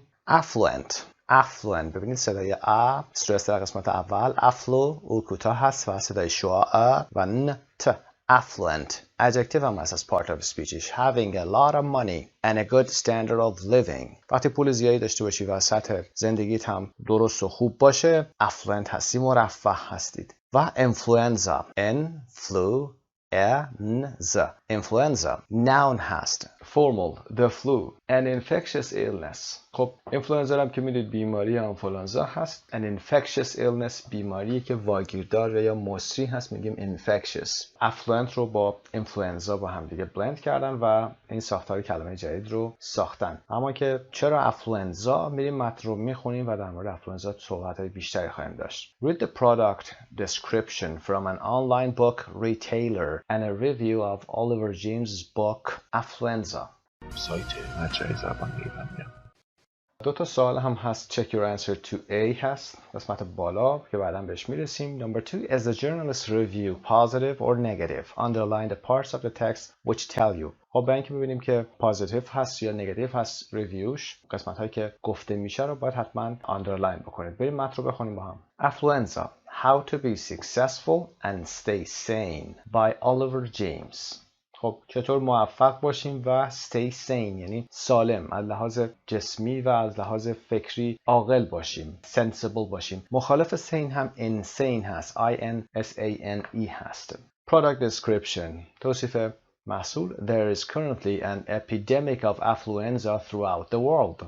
An obsessive envious keeping up with the Joneses that has resulted in huge increases in depression and anxiety among millions. در حال حاضر یک اپیدمیک یعنی یک بیماری همهگیر. آفلوئنزا یک بیماری اپیدمیک یا همهگیر آفلوئنزا در سراسر جهان. throughout دقت کنید به نحوه نگارش throughout the world. an obsessive. خب and obsessive به معنای وسواسی یا حالت عقده‌ای. envious که حالت حسودانه هست، از حسادت میاد. و keeping up with the Joneses یعنی که try to maintain the same standard of living as someone else. For example, your coworker, your neighbor, or to show that you have as much money as other people. Like when we get more than 3 jobs to keep with the Joneses. Okay, to keep with the Joneses یعنی که مثل همسایتون، هر چقدر همسایتون داره پیشرفت میکنه شما هم هی نگاهش میکنید و هی تلاش بیشتر میکنید که به اون بخوای برسید. گاهی وقتا چشم و همچشمی هم هست. That has resulted in huge increases که نتیجهش این شده، به این ختم شده که به افزایش عظیمی از depression and anxiety، افسردگی و اضطراب در بین میلیون ها انسان شده. Over a 9-month period, best-selling author and psychologist Oliver James traveled around the world to try and find out why. در طول 9 ماه نویسنده‌ای که نویسنده پرفروش هست و روانشناس هم هست به نام آلیور جیمز سراسر دنیا رو اومده سفر کرده و اومده پاسخ این سوال رو پیدا کنه که چرا این مسئله به وجود اومده. He discovered how, despite very different cultures and levels of wealth, affluenza is spreading. اون این موضوع رو کشف کرده که چطور با وجود تفاوت بسیار زیاد فرهنگی و سطح مالی یا درآمدی wealth, affluenza is spreading. affluenza داره گسترش پیدا میکنه. Cities have visited include Sydney, Singapore, Moscow, Copenhagen, New York, and Shanghai. And in each place, he interviewed several groups of people in the hoping of finding out not only why this is happening, but also how one can increase the strength of one's emotional immune system. شهرهایی که آقای الیور از اونها دیدن کرده و به اونها مراجعه کرده شامل سیدنی، سنگاپور، مسکو، کوپنهاگ، نیویورک و شانگهای هست و در هر کدوم از این مکانها اون چندین گروه از افراد رو باشون مصاحبه میکنه به امید اینکه پیدا بکنه یا دلیل اینکه چرا این موضوع داره اتفاق میفته رو پیدا بکنه و اینکه چطوری میشه و یا چطور یک شخص میتونه قدرت سیستم ایمنی احساسی خودش رو که به EIS هم گفته میشه افزایش بده. EIS or Emotional Immune System is a term used for defining the defense mechanisms your body uses for keeping toxic thoughts and their effects away. این سیستمی هستش که بدن شما در برابر افکار آلوده، افکار سمی مقاومت میکنه و اونها رو از خودش دور میکنه. He asks, why do so many more people want what they don't have and want to be someone they're not, despite being richer and freer from traditional constraints? اون میپرسه چرا تعداد بیشتر و بیشتری از مردم میخوان که چیزهایی رو که ندارن داشته باشن و میخوان کسی باشن که نیستند علیرغم اینکه توانگرتر، سرمایه‌دارتر هستند و از محدودیت‌های سنتی هم آزادتر هستند. Traditional constraints، محدودیت‌ها. خب سوال اول رو پاسخ بدیم در اینجا. According to Oliver James, affluenza is a virus that is spreading through affluent countries. طبق گفته آلیور جیمز، افلوئنزا ویروسی هست که در سراسر کشورهای مرفه داره گسترش پیدا میکنه. People with the virus define themselves by how much money they earn, the possessions they have, how attractive they look, how successful they are, etc. An unhealthy obsession with money and material objects and values. اوکی، مشخصا کشورهایی که پولدارتر هستن مبتلا به این موضوع هستن، به این ویروس هستن. People with the virus، کسانی که به این ویروس مبتلا هستن خودشون رو به این شکل معرفی میکنن، خودشون رو به این شکل میبینن که چقدر پول دارن، چقدر در میارن و چقدر ملک دارن و چقدر جذاب هستن و چقدر موفق هستن و غیره. حالت وسواسگونه ناسالم با پول هست و اشیاء مادی و ارزش‌های مادی هست. برای قسمت دوم هم باید متن ریویو رو بخونیم و بعد سوال و پاسخ بدیم. Review The Sick Society جامعه بیمار Affluenza by Oliver James. In his earlier book Britain on the Couch, Oliver James asserted that advanced capitalism makes money out of misery and dissatisfaction, as if it were encouraging us to fill up our emotional emptiness with material goods. Oliver James در کتاب قبلیش به نام Britain on the Couch asserted that asserted تلفظش هست asserted به معنای declared هست سینونیمش رو اگر در نظر بگیریم declare D-E-C-L-A-R-E یعنی اظهار داشت اعلام کرد یا استدلال کرد که advanced تلفظ advanced capitalism تلفظش رو ببینید capitalism زم در انتها و advanced capitalism یعنی سرمایه‌داری پیشرفته makes money درآمدزایی میکنه از طریق یا به واسطه فقر misery and dissatisfaction و نارضایتی. پس به واسطه فقر یا تنگدستی و نارضایتی نظام سرمایه‌داری پیشرفته درآمدزایی میکنه as if گویی که it were encouraging us it were یا it was هست که صورت grammatical it wereش صحیح هست گویی که داره ما رو تشویق میکنه to fill up our emotional emptiness که جای خالی احساسیمون رو با کالاهای مادی پر کنیم material goods. In this book, he explores the idea further and it's terrific. در این کتاب جدیدش he explores the idea این ایده رو مورد پژوهش قرار میده further مورد پژوهش بیشتری قرار میده and it's terrific. A lot of readers wanting to put their finger on why the affluent world they live in makes them so uneasy will want to cheer. بسیاری از خوانندگان کسانی که مطلب رو میخونن که میخوان بدونن چرا دنیای affluent دنیای مرفهی که در اون دارن زندگی میکنن زندگی رو براشون این همه سخت کرده will want to cheer میخوان که خوشحال بشن. Here he is saying loud and clear that capitalism is bad for your mental health. اون در اینجا با صدای بلند و شفاف داره میگه که کپیتالیسم یا سرمایه‌داری is bad for your mental health. برای سلامتی فکریتون هم خوب نیست. And then he tells us why this is the case and what we can do about it. و بعد بهمون میگه که موضوع چی هست و چه کاری در ارتباط میتونیم انجام بدیم. My focus, explains James, is on why we are so messed up, not with giving a false promise of the possibility of happiness. جیمز این گونه توضیح میده که تمرکز من بر این هست که چرا این گونه با ندادن قول فریبکارانه احتمال خوشبختی ما اینقدر به هم ریخته ایم. So why are we so messed up? چرا اینقدر به هم ریخته ایم؟ It's because of what James calls selfish capitalism. این به خاطر این موضوع هست. موضوعی که جیمز اون رو selfish capitalism میدونه. سرمایه‌داری خودخواهانه. Or more catchily, affluenza, a virus-like condition that spreads through affluent countries. و یا more catchily جالب توجه تر این هست که این اسم رو affluenza میذاره ایتالیک مینویسه و بزرگ affluenza a virus-like condition یک بیماری ویروس گونه که در کشورهای مرفه داره spread پیدا میکنه گسترش پیدا میکنه. In these countries, notably English-speaking ones, people define themselves by how much money they make. در این کشورها خصوصا کشورهایی که انگلیسی زبان هستن notably به شکل قابل ملاحظه‌ای مردم خودشون رو با اینکه چقدر پول در میارن و درآمدشون چقدر هست میشناسونن. They are also ruled by superficial values, how attractive they look, how famous they are, how much they are able to show off. اونا همچنین با ارزش‌های superficial هدایت میشن. Superficial یعنی سطحی. مثل اینکه how attractive they look چقدر جذاب به نظر میرسن چقدر مشهور هستن و اینکه چقدر میتونن یا دارن که show off کنن خودشون رو به نمایش بذارن یا مادیاتشون رو به نمایش بذارن. It's a wonderfully clear and cogent thesis. Cogent استرس روی cogent تلفظش کنین یعنی مستدل قانع کننده. A reasonable and correct statement. So it's a wonderfully clear and cogent thesis. Thesis میتونه به معنی اصل باشه یا پایان نامه باشه. بنابراین این موضوع یک اصل به صورت شگفت‌انگیز شفاف، روشن و مستدلی هست.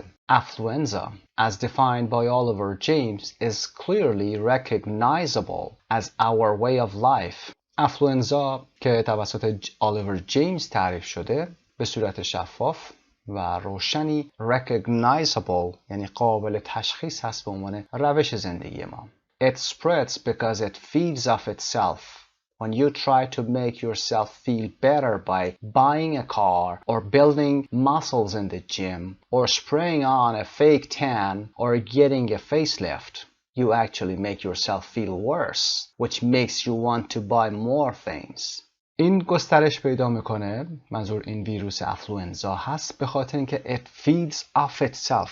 To feed off itself یعنی از خودش تغذیه میکنه، از خودش داره میخوره. وقتی شما سعی میکنید با خریدن یک ماشین احساس بهتری پیدا بکنید و یا اینکه در باشگاه بدنسازی کار بکنید و عضلاتتون رو بزرگتر بکنید و یا اینکه برای اینکه بدنتون برنزه باشه یک اسپری مخصوص برنزه رو به تنتون میزنید و یا اینکه فیس لیفت میکنید، صورتتون رو میکشید تا چین و چروکتون برداشته بشه، شما در واقع دارید احساس بدتری رو به خودتون میدید و این باعث میشه که شما بخواید چیزهای بیشتری بخرید. The author's antidote for affluenza is simple. Antidote پادزهر است. پادزهری که نویسنده برای افلوئنزا در نظر گرفته خیلی ساده است. Look inward, not outward. به درون بنگرید، نه به برون. Don't be a sheep. گوسفند نباشید. Try to be beautiful rather than attractive. سعی کنید زیبا باشید تا اینکه بخواید جذاب باشید. Embrace the family. به خانواده‌تون برسید. Don't see life as a competition. زندگی رو به عنوان یک رقابت یا مسابقه نبینید. Don't watch too much TV. اینقدر تلویزیون تماشا نکنید. Simple perhaps. ساده هست. احتمالاً. But will it be enough? اما آیا این کافی خواهد بود؟ اوکی، پارت بی رو دوباره با هم پاسخش رو هم چک بکنیم. Check your answer to A. Number 2. Is the journalist's review positive or negative? Underline the parts of the text which tell you. پاسخ رو هم با هم داشته باشیم، یه توضیح هم داریم. Suggested answers to 2. In this book he explores the idea further and it's terrific.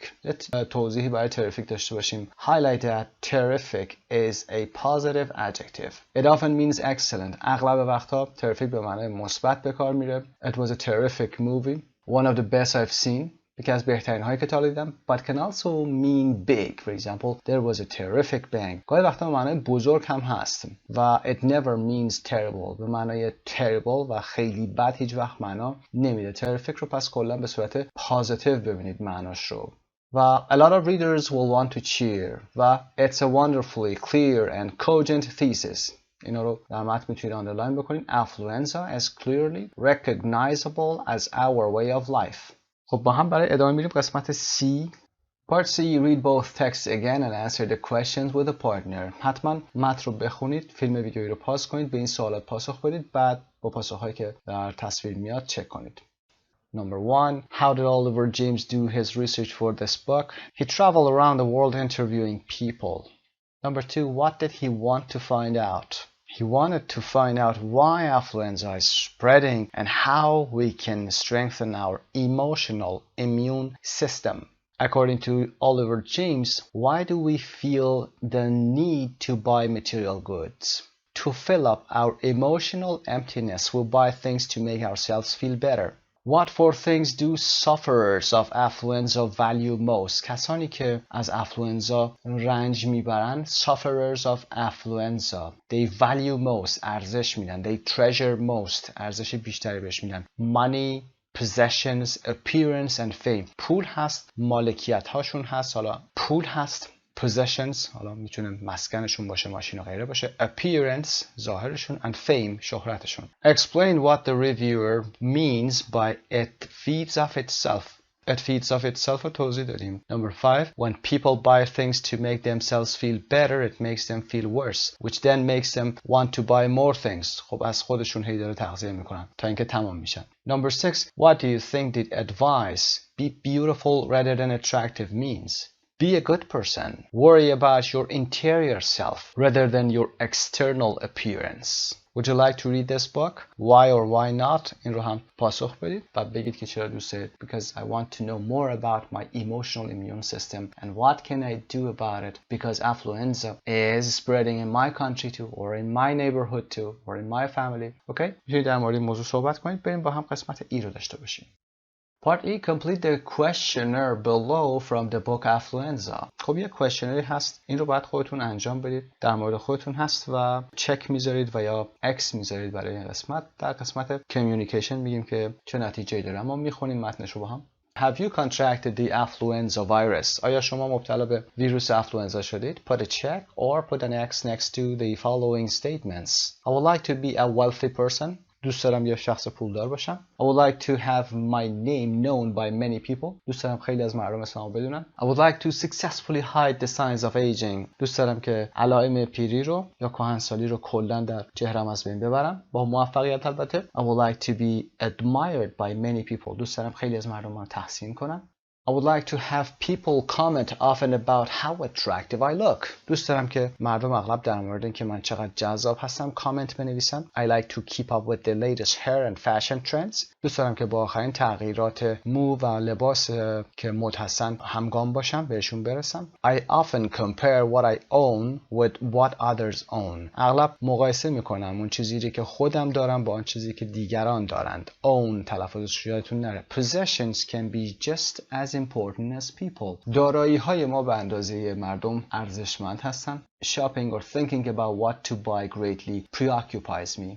خریدن و یا فکر این که چه چیزی رو بخرم خیلی من رو به فکر میبره و ذهنمو مشغول میکنه. Preoccupies me. I'm less concerned with what work I do than with what I get paid for it. بیشتر به درآمد کارم فکر میکنم تا اینکه به نوع شغلم فکر بکنم. I admire people who own expensive homes, cars and clothes. من کسانی رو که خونه های گران قیمت، ماشین های گران قیمت و لباس های گران میپوشن رو تحسین میکنم و برای من محترم هستن. My life would be better if I owned certain things I don't have now. زندگی من اگر چیزهایی رو که الان ندارم و داشتم زندگی من بهتر بود. The things I will own will say a lot about how well I've done in life. چیزهایی که من در آینده به دست بیارم چیزهای زیادی رو نشون میدن در مورد اینکه من در زندگی به چه موفقیت‌هایی رسیدم، چه کارهایی رو انجام دادم. I want a lot of luxury in life. در زندگی لاکچری یا لوکس و تجملات زیادی رو میخوام. بعد از این قسمت باید به F مراجعه بکنید. Communication. Do you have affluenza? Page 119. According to your answers, are you suffering from affluenza? Do you think the questionnaire is fair? میرید به اون قسمت مراجعه میکنید و به شما پاسخ میده که شما آیا مبتلا هستید؟ Are you suffering from affluenza or not? که امتیازاتون رو میگه. Part G. Talk to a partner. Do you agree with the author of Affluenza that in our society people are defined by how much money they earn? Unfortunately, this is the case, and that they think nothing else matters. Nowadays, people are ruled by superficial values. In my opinion, he is absolutely right. People today have an unhealthy interest in the lives of celebrities. Actually, yes, they make them their role models. People buy things to make themselves feel happier. Yeah, another mistake that is going to kill them from their inside. And being affluent makes people unhappy. It depends what kind of affluent you are. The ones suffering from affluenza or the ones without it? I mean, a sensible affluent or what? خب این قسمت هم که انجام شده میریم برای قسمت تو vocabulary که در مورد مانی هست. Can you remember words from the text which mean rich? Number one, rich, okay, affluent and wealthy. W-E-A-L-T-H-Y. Number two, to have something that belongs to you. Own. I own, for example, a car. Number three, the enjoyment of special and expensive things. For example, food, clothes, surroundings. احساس رضایت یا شادی چیزهای خاص و وسایل گران قیمت مثل غذا، پوشاک و هر چی که شما رو احاطه کرده. Luxury. L-U-X-U-R-Y. خب با این مقدمه میریم به vocabulary. Money. Okay, we are on page 163 and our topic is money. Nouns for money or payments. Match the words and definitions. کلمات رو در اینجا آورده، استرساشون رو هم underline کرده. کلمات رو با هم میخونیم. Budget, charge, down payment, donation, fare, fees, fine, grant, installment, loan, lump sum, overdraft, savings and will. سوالات رو در سمت چپ میخونیم، پاسخ رو در سمت راست قرار دادیم. با هم number 1 رو ببینیم. The money that is available to a person or organization. پولی که در اختیار فرد یا سازمانی قرار میگیره رو میگیم budget و بودجه هم در فارسی گفته میشه. Number 2, a sum of money that is given by the government or another organization to be used for a particular purpose. For example, education. مقدار پولی هست که توسط دولت یا سازمان دیگه‌ای به هدف خاصی داده میشه، به عنوان مثال برای تحصیلات و آموزش و غیره، که این رو میگیم گرانت. این پول میتونه بودجه اعطایی یا اهدایی باشه برای کسی یا سازمانی. Number 3, money that a bank lends and somebody borrows. The answer is loan. Number 3, وام هست. Number 4, an amount of money you pay for professional advice or services, for example, to a lawyer or architect. مقدار پولی هستش که شما برای یک سرویس یا خدماتی که حالا تخصصی هست شما پرداخت میکنید. این رو ما میگیم fee or fees که هزینه شهریه هست میتونه باشه یا حتی دستمزد کاری میتونه باشه. Number 5, the money you pay to travel by bus, plane, taxi, etc. قبلا هم این رو گفتیم، پولی که برای هزینه جابجایی پرداخت میکنید مثل کرایه تاکسی، هواپیما و غیره. fare گفته میشه F-A-R-E، دقت داشته باشید اسپلینگش رو. For example, taxi fare or bus fare. Number 6, the amount of money somebody asks for goods and services, etc. charge هست. To charge somebody for a service. For example, they charge me, for example, $10 for the car. $10 برای ماشین از من هزینه گرفتن. مطالبه وجه میتونیم بگیم they charged me. مطالبه وجه. Number 7, money that you keep in the bank and don't spend. پولی که شما در بانک میذارید و صرفش نمیکنید، مصرفش نمیکنید as savings حساب پسندازتون هم میتونه باشه. Money that you give to an organization such as a charity in order to help them. پولی که شما به سازمانی میدید، حالا سازمانی مثل خیریه که با هدف کمک به اونها هست، charity. donation هست. donation. you donate verبش هست. D-O-N-A-T-E. برای اهدای خون هم میگیم blood donation. Number 9, a sum of money that must be paid as punishment for breaking a law or a rule که fine هست. جریمه F-I-N-E. به عنوان verb هم استفاده میشه.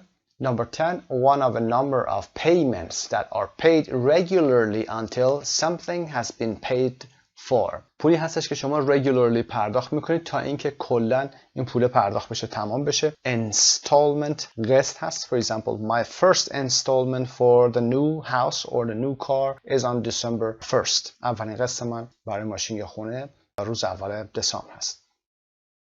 Number 11, a sum of money that is given as the first part of a larger payment.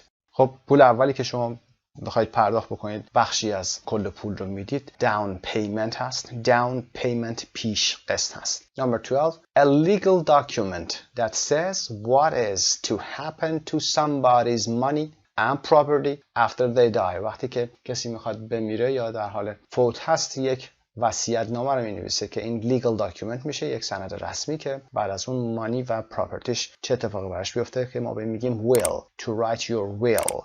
Number 13, the amount of money that you owe to a bank when you have spent more than is in your bank account. بیشتر از حسابتون، بیشتر از موجودیتون وقتی شما پول خرج بکنید از حساب بانکیتون، overdraft شما انجام دادید. overdraft چک بی محل کشیدن هست. Number 14, an amount of money that is paid at one time and not on separate occasions. پولی که یه دفعه پرداخت میشه و در قسمت‌های مختلف پرداخت نمیشه. یک بار همش رو پرداخت میکنید. A lump sum هست. lump sum. پول کامل یه دفعه. بریم برای قسمت بعد.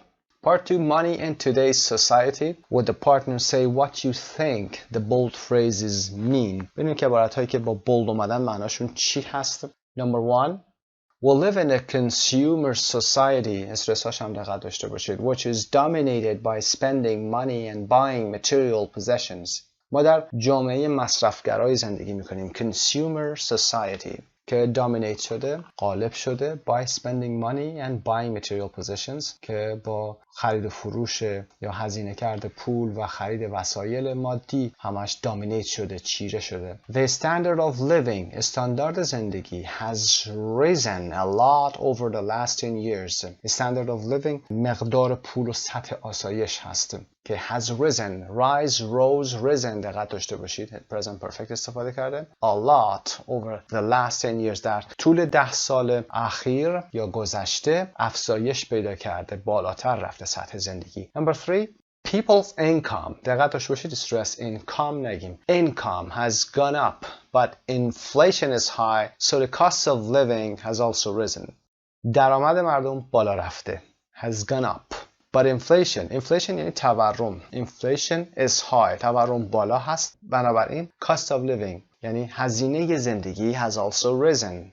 اون هم همچنین بالا رفته، افزایش پیدا کرده. Number 4 house prices are rising. قیمت خونه ها داره میره بالا. And many young people can't afford to buy a home. نمیتونن خونه بخرن. Can't afford to. یادتون باشه این ساختارش هست. از عهده کاری بر نیامدن.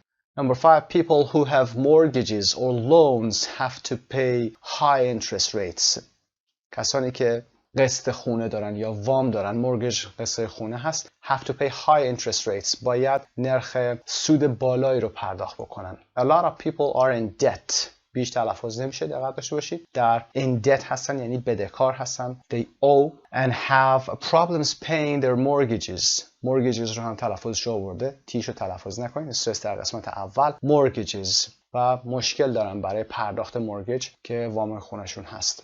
7. Some people make money by buying and selling shares of stock on the stock market. بسیار از مردم هم از طریق خرید و فروش سهام بورس درآمدزایی میکنن که در on the stock market هست، در بازار بورس هست. Our currency is unstable and exchange rates fluctuate a lot. currency ارز رایجمون هست و is unstable بی‌ثباته و exchange rates میزان تبادل ارزمون هم fluctuate به عنوان verb هست. fluctuate means نوسان داشتن، بی‌ثبات بودن، یعنی خیلی بالا پایین میره. fluctuate داره، fluctuation داره، بالا پایین میره.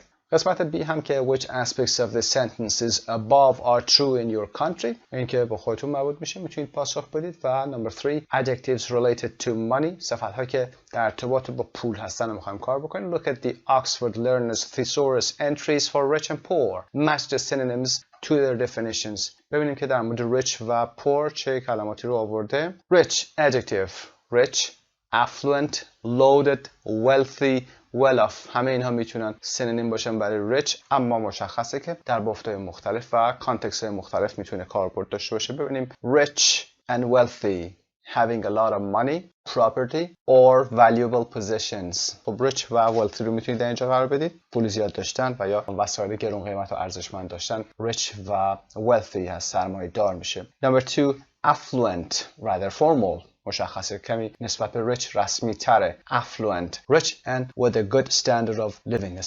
استاندارد یا سطح زندگیشان بالا هست. The affluent western countries are better equipped to face the problems of global warming. علامت مد فارسی که در اینجا میبینید برای جلوگیری یا اجتناب از قرار دادن این کلمه هست در اینجا که متن رو کوچیک‌تر کنید. در دیکشنری هم میبینید این علامت رو. بنابراین به جای این علامت میخونید the affluent western countries. کشورهای مرفه غربی are better equipped، مجهزتر هستند یا بهتر مجهز هستند to face که مواجه شدن با مشکلات global warming یا گرم شدن جهانی هست.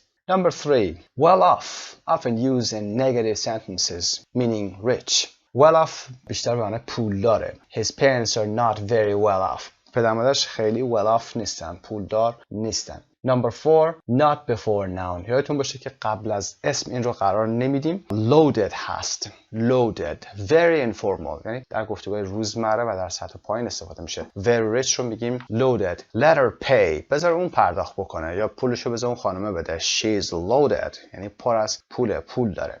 poor adjective poor, broke, hard up, penniless. اینا هم میتونن در سیزورس ببینید اینها رو که میتونه معانی poor باشه یا سینونیمشون باشه. Number 1 poor, having very little money. خب وقتی که پول خیلی کم داشته باشید پور هستید، فقیر هستید. Not having enough money for basic needs. برای احتیاجات اولیه‌تون پولی نداشته باشید پور میشید. اما number 2 literary هست، ادبی هست. having no money, very poor که penniless. She arrived in 1978 as a virtually penniless refugee. اون در سال 1978 عملاً به عنوان یک پناهنده از لحاظ مالی ضعیف وارد شد. penniless یا کم پول که البته ادبی هست، سطحش بالاه.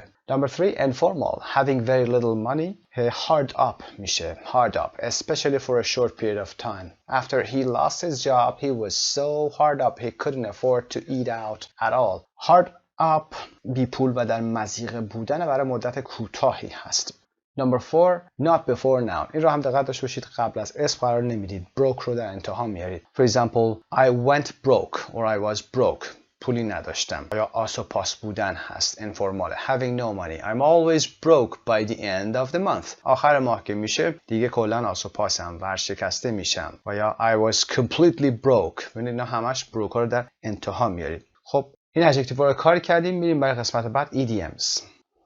Idioms related to money. Match sentences 1 to 8 with A to H. Number 1, Maria has a 10-bedroom house. ماریا یه خونه 10 اتاق خوابه داره. Answer is D.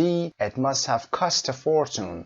Cost a fortune means be very expensive. It must have cost رو it must have و به past participle خوندیم استدلال داریم میکنیم و میگیم که باید هزینه زیادی براش برداشته باشه. Jack's broke again. Broke گفتیم در قسمت بالا. Jack's broke again. پاسخمون F هست. I'm not surprised. He spends money like water. جک دوباره مفلس شده، بی پول شده، آسوپاس شده و F میگه I'm not surprised. تعجبی نداره. تعجب نمی کنم. اون مثل ریگ پول خرج میکنه. He spends money like water. 3. The dinner special is only $6.99. شام مخصوص فقط $6.99. پاسخ That sounds like a good deal. Like a good deal means its products, services are worth the price. قیمتش خیلی خوبه، مناسبه. It sounds like a good deal. و number 4, her income doesn't cover her expenses.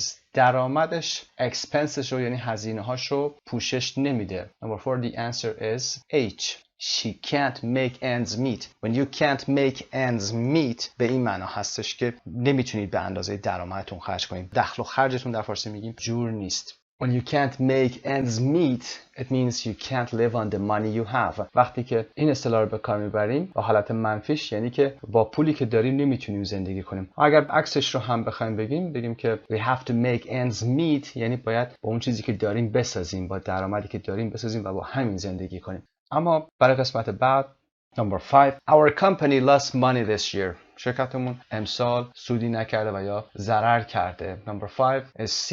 We're in the red. Opposite in the black. وقتی که در red هستید, in the red هستید, have a negative bank balance دارید. یعنی سطح پولتون زیر صفر اومده و درآمدتون خراب شده. اما عکسش black هست. وقتی in the black هستید یعنی پول زیادی دارید. Do you think Mark will lend me the money? فکر میکنید مارک به من پول قرض بده؟ Number 6 is B. No way. امکان نداره. He's really tight-fisted. اون واقعا tight-fisted یعنی چیپر، خیلی مین و parsimonious هست و پول به شما قرض نخواهد داد. Number 7. Dan has bought 2 sports cars. دن 2 تا ماشین اسپورت خریده، مسابقه خریده و پاسخمون A هست. He has more money than sense. Has more money than sense یعنی داره پولشو هدر میده. He has more money than sense. اینجا هم ببینیم have a lot of money but not know how to spend it. نمیدونی چجوری پولو خرج بکنی. You have more money than sense. Number 8. They have a luxurious lifestyle which they can't really afford. یک سبک زندگی luxurious یا لوکس تجملاتی دارن که نمیتونن از عهده‌شون بر بیان. Number 8. The answer is G. They are living beyond their means. They are living beyond their means. یعنی از سطح خودشون بیشتر دارن زندگی میکنن، از سطح توانشون. ببینیم اینجا living a lifestyle that they can't afford. Spend more than you have. بیشتر از پولی که دارن در میارن دارن خرج میکنن، از عهده‌اش بر نمیان. Beyond their means اینجا گفتیم دقت داشته باشید. Living beyond their means. means هم اون توانشون هست. اگر به این شکل داشته باشیم یعنی از حد خودشون بیشتر دارن خرج میکنن. اگر within به جای beyond بیاریم یعنی they're living within their means یعنی درست دارن به اندازه خودشون درست خرج میکنن. خب قسمت رو هم با هم انجام دادیم. کلماتی رو داشتیم در مورد جامعه مصرفگرا، consumer society، standard of living، income، inflation، fluctuate، اینها رو کار کردیم. in debt بودن و mortgage رو یاد گرفتیم. در ارتباط با rich و poor چند کلمه رو یاد گرفتیم که صفت بودن، کجا اینها رو قرار میدیم. ایدیوم هایی که در ارتباط با مانی بودن رو هم کار کردیم. برمیگردیم به درس اصلیمون.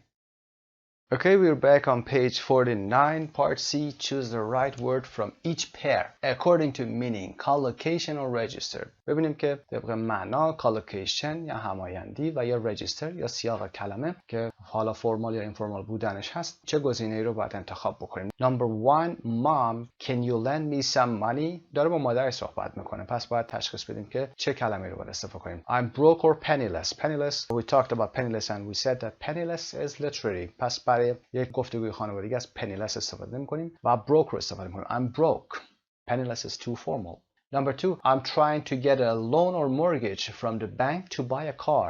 Loan for a car, mortgage for a house. Remember that. خب mortgage رو یادتون باشه که برای خونه هست و loan پاسخ صحیح ما هست. Number 3, we're going to have to be a little careful this month if we don't want to end up in the. این رو در قسمت وکاب کار کردیم. آخر ماه باید خورده با دقت بیشتری عمل بکنیم اگر میخوایم که end up نشیم، به این خط نشیم. به چی؟ in the red. In the black گفتیم که when you don't owe money to the bank or credit card you're in the black. in the red یعنی تو وضعیت بالانس بدی قرار گرفته باشید، پولی تو بانکتون نمونده باشه. Number 4, the company has been in or on debt for the last 6 months and may go out of business. To be in debt در وضعیت بدهکاری قرار داشته باشید. in debt prepositionش هست. Number 5, one of my cousins is absolutely affluent or loaded. She inherited a fortune from her parents. Affluent گفتیم که کلمه رسمی هست، فرمال هست، و loaded گفتگوهای روزمره هست. کازین من کاملا loaded هست، کاملا پول داره، خیلی پول داره و پول زیادی رو از پرنتسش به ارث برده. She inherited a fortune from. پس loaded پاسخ ما هست. Number 6, when you are abroad, you get a better currency or exchange rate if you take money out at an ATM. وقتی که خارج از کشور هستید شما چه چیز بهتری رو میگیرید؟ وقتی پولتون رو به ATM ببرید exchange rate بهتر میگیرید، currency که ارز رایج هست. Number 7, we like living here because we have a much better cost of living or standard of living. سطح زندگی بهتری داشتن هست. اینجا رو بیشتر دوست داریم به خاطر اینکه اینجا ما standard of living بهتری داریم، خیلی بیشتر یا بهتریم. A much better standard of living. Cost of living یعنی هزینه زندگی. I need to get a better job. We can't make ends meet. این رو در مورد صحبت کردیم در بخش vocab. نمیتونیم دخل و خرجمون با هم جور نیست.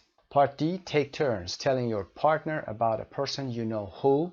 خب باید با دوستتون صحبت بکنید. این سپیکینگ حتما باید توسط شما انجام بشه حتی اگر تنها هستید. مروری هست بر بخش وکابولری بانکی که داشتیم. باید بگید که شخصی رو که حالا شما میشناسید که is pretty tight-fisted or mean or cheap. کسی که خیلی پول خرج نمیکنه، خسیس هست. Who lives beyond their means. کسی که beyond their means گفتیم که یعنی از حد توانش داره بیشتر خرج میکنه، به اندازه خودش درست خرج نمیکنه و داره پول هدر میده. Has money more than sense. Has money more than sense این هم داره پولش رو هدر میده. و who was given پاسیو هست a grant to study abroad که بهش پولی اعطا شده یا اهدا شده برای تحصیل در خارج از کشور. buys and sells shares of stock که میره سهام بورس رو میخره و میفروشه. charges high fees for what they do. charges گفتیم مطالبه کردن، هزینه های زیاد یا سنگین رو مطالبه میکنه برای کاری که انجام میده. who has difficulty making ends meet نمیتونه حساب دخل و خرجش رو با هم یکی کنه، خرجش بیشتر از دخلش هست. و has spent a fortune on cosmetic surgery بر روی جراحی زیبایی خودش، حالا یا پلاستیک یا غیره خودش هزینه سنگینی کرده.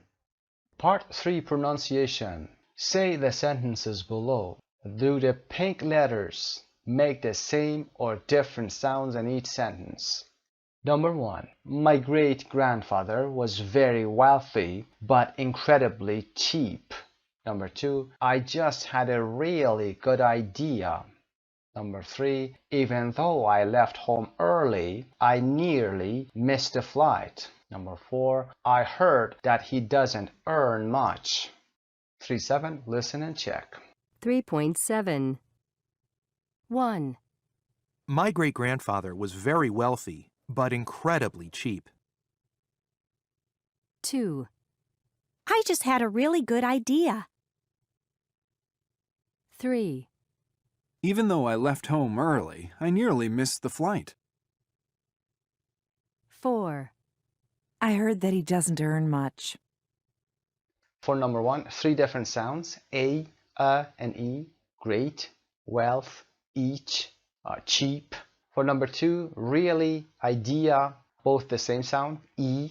For number 3, 2 different sounds, and early, nearly. And for number 4, both the same sound, heard, and For part C, put the words from the list in the right columns. خب کلمات رو باید در کالم های درستی قرار بدید. پاسخ رو در قسمت پایین با هم چک میکنیم. البته صداها رو ببینیم.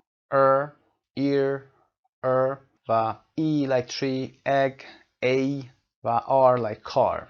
خب به فایل صوتی در قسمت 3.8 با هم گوش میکنیم. 3.8 Air, bear, pair, wear, ear, appear, cheer, earring, fear, hear, earth, learn, beat, creek, deal, neatly, please, scream, death, jealous, pleasure, spread, unhealthy, break, stake, heart.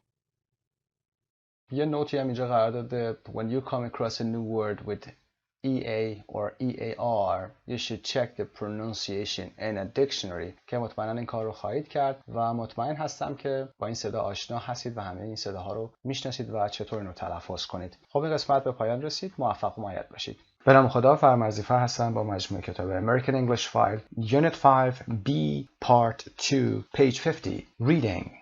Do you know of any couples in which you think one spouse or spouse, both of them are correct, spouse or spouse, married for money, are or where the marriage is successful as far as you know? خب آیا زوجهایی رو میشناسید که یکی از این افراد، یعنی یکی از حالا زن یا شوهرها، برای پول ازدواج کرده باشه؟ این ازدواج موفق هستن یا بودن؟ تا جایی که شما میدونید میتونید در مورد صحبت بکنید. موضوع پایین در همین ارتباط هست. Part B, you are going to read one of a series of articles from the Times called Family Secrets, which are unsigned.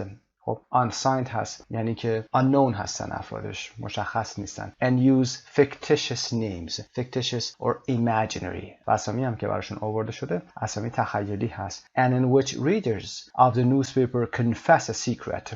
Confess اعتراف کردن. Read the article once. What is your initial reaction to what the woman says?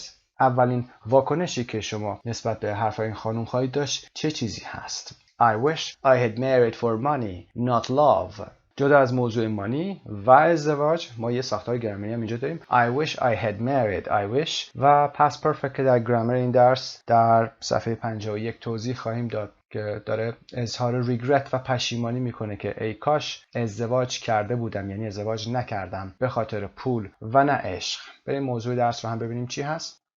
When Bill and I got married, his relaxed attitude toward money amused me. وقتی که بیل و من و یا من و بیل ازدواج کردیم، طرز نگرش راحت و آسوده اون نسبت به پول برای من جالب بود. He's a teacher and enjoys his job.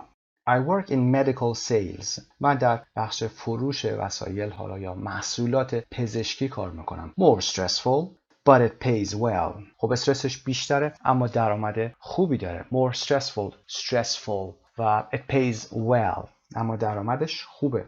I have however become secretly overwhelmingly envious of my friends.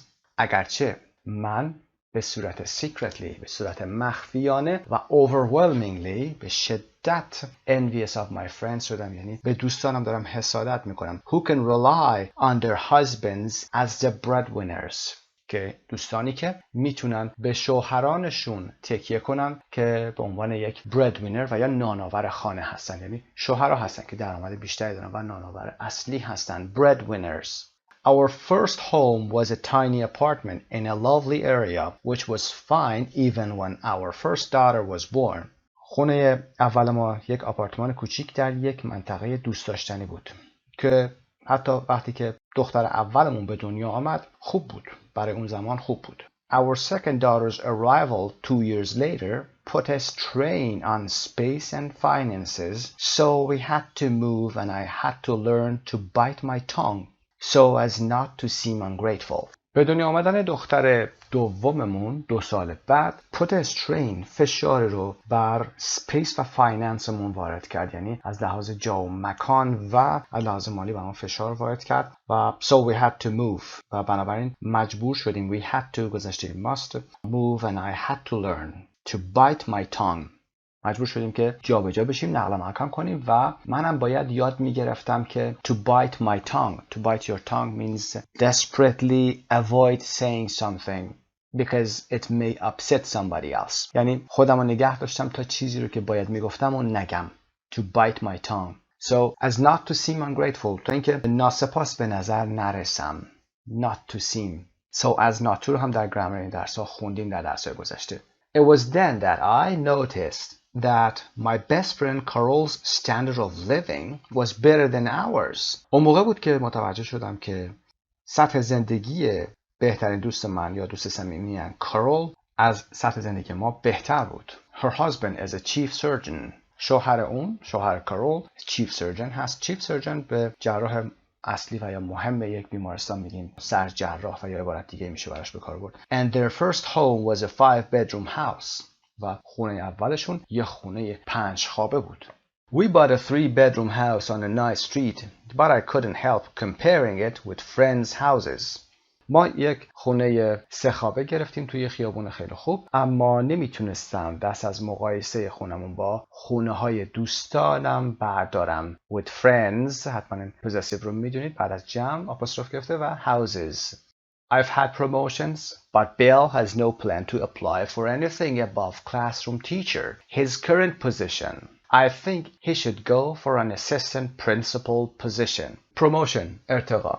من ارتقاهایی داشتم، اما بیل برنامه برای درخواست هیچ چیزی بالاتر از معلم مدرسه‌ای یا معلم کلاس بودن نداره که جایگاه حاضرش هست. His current position.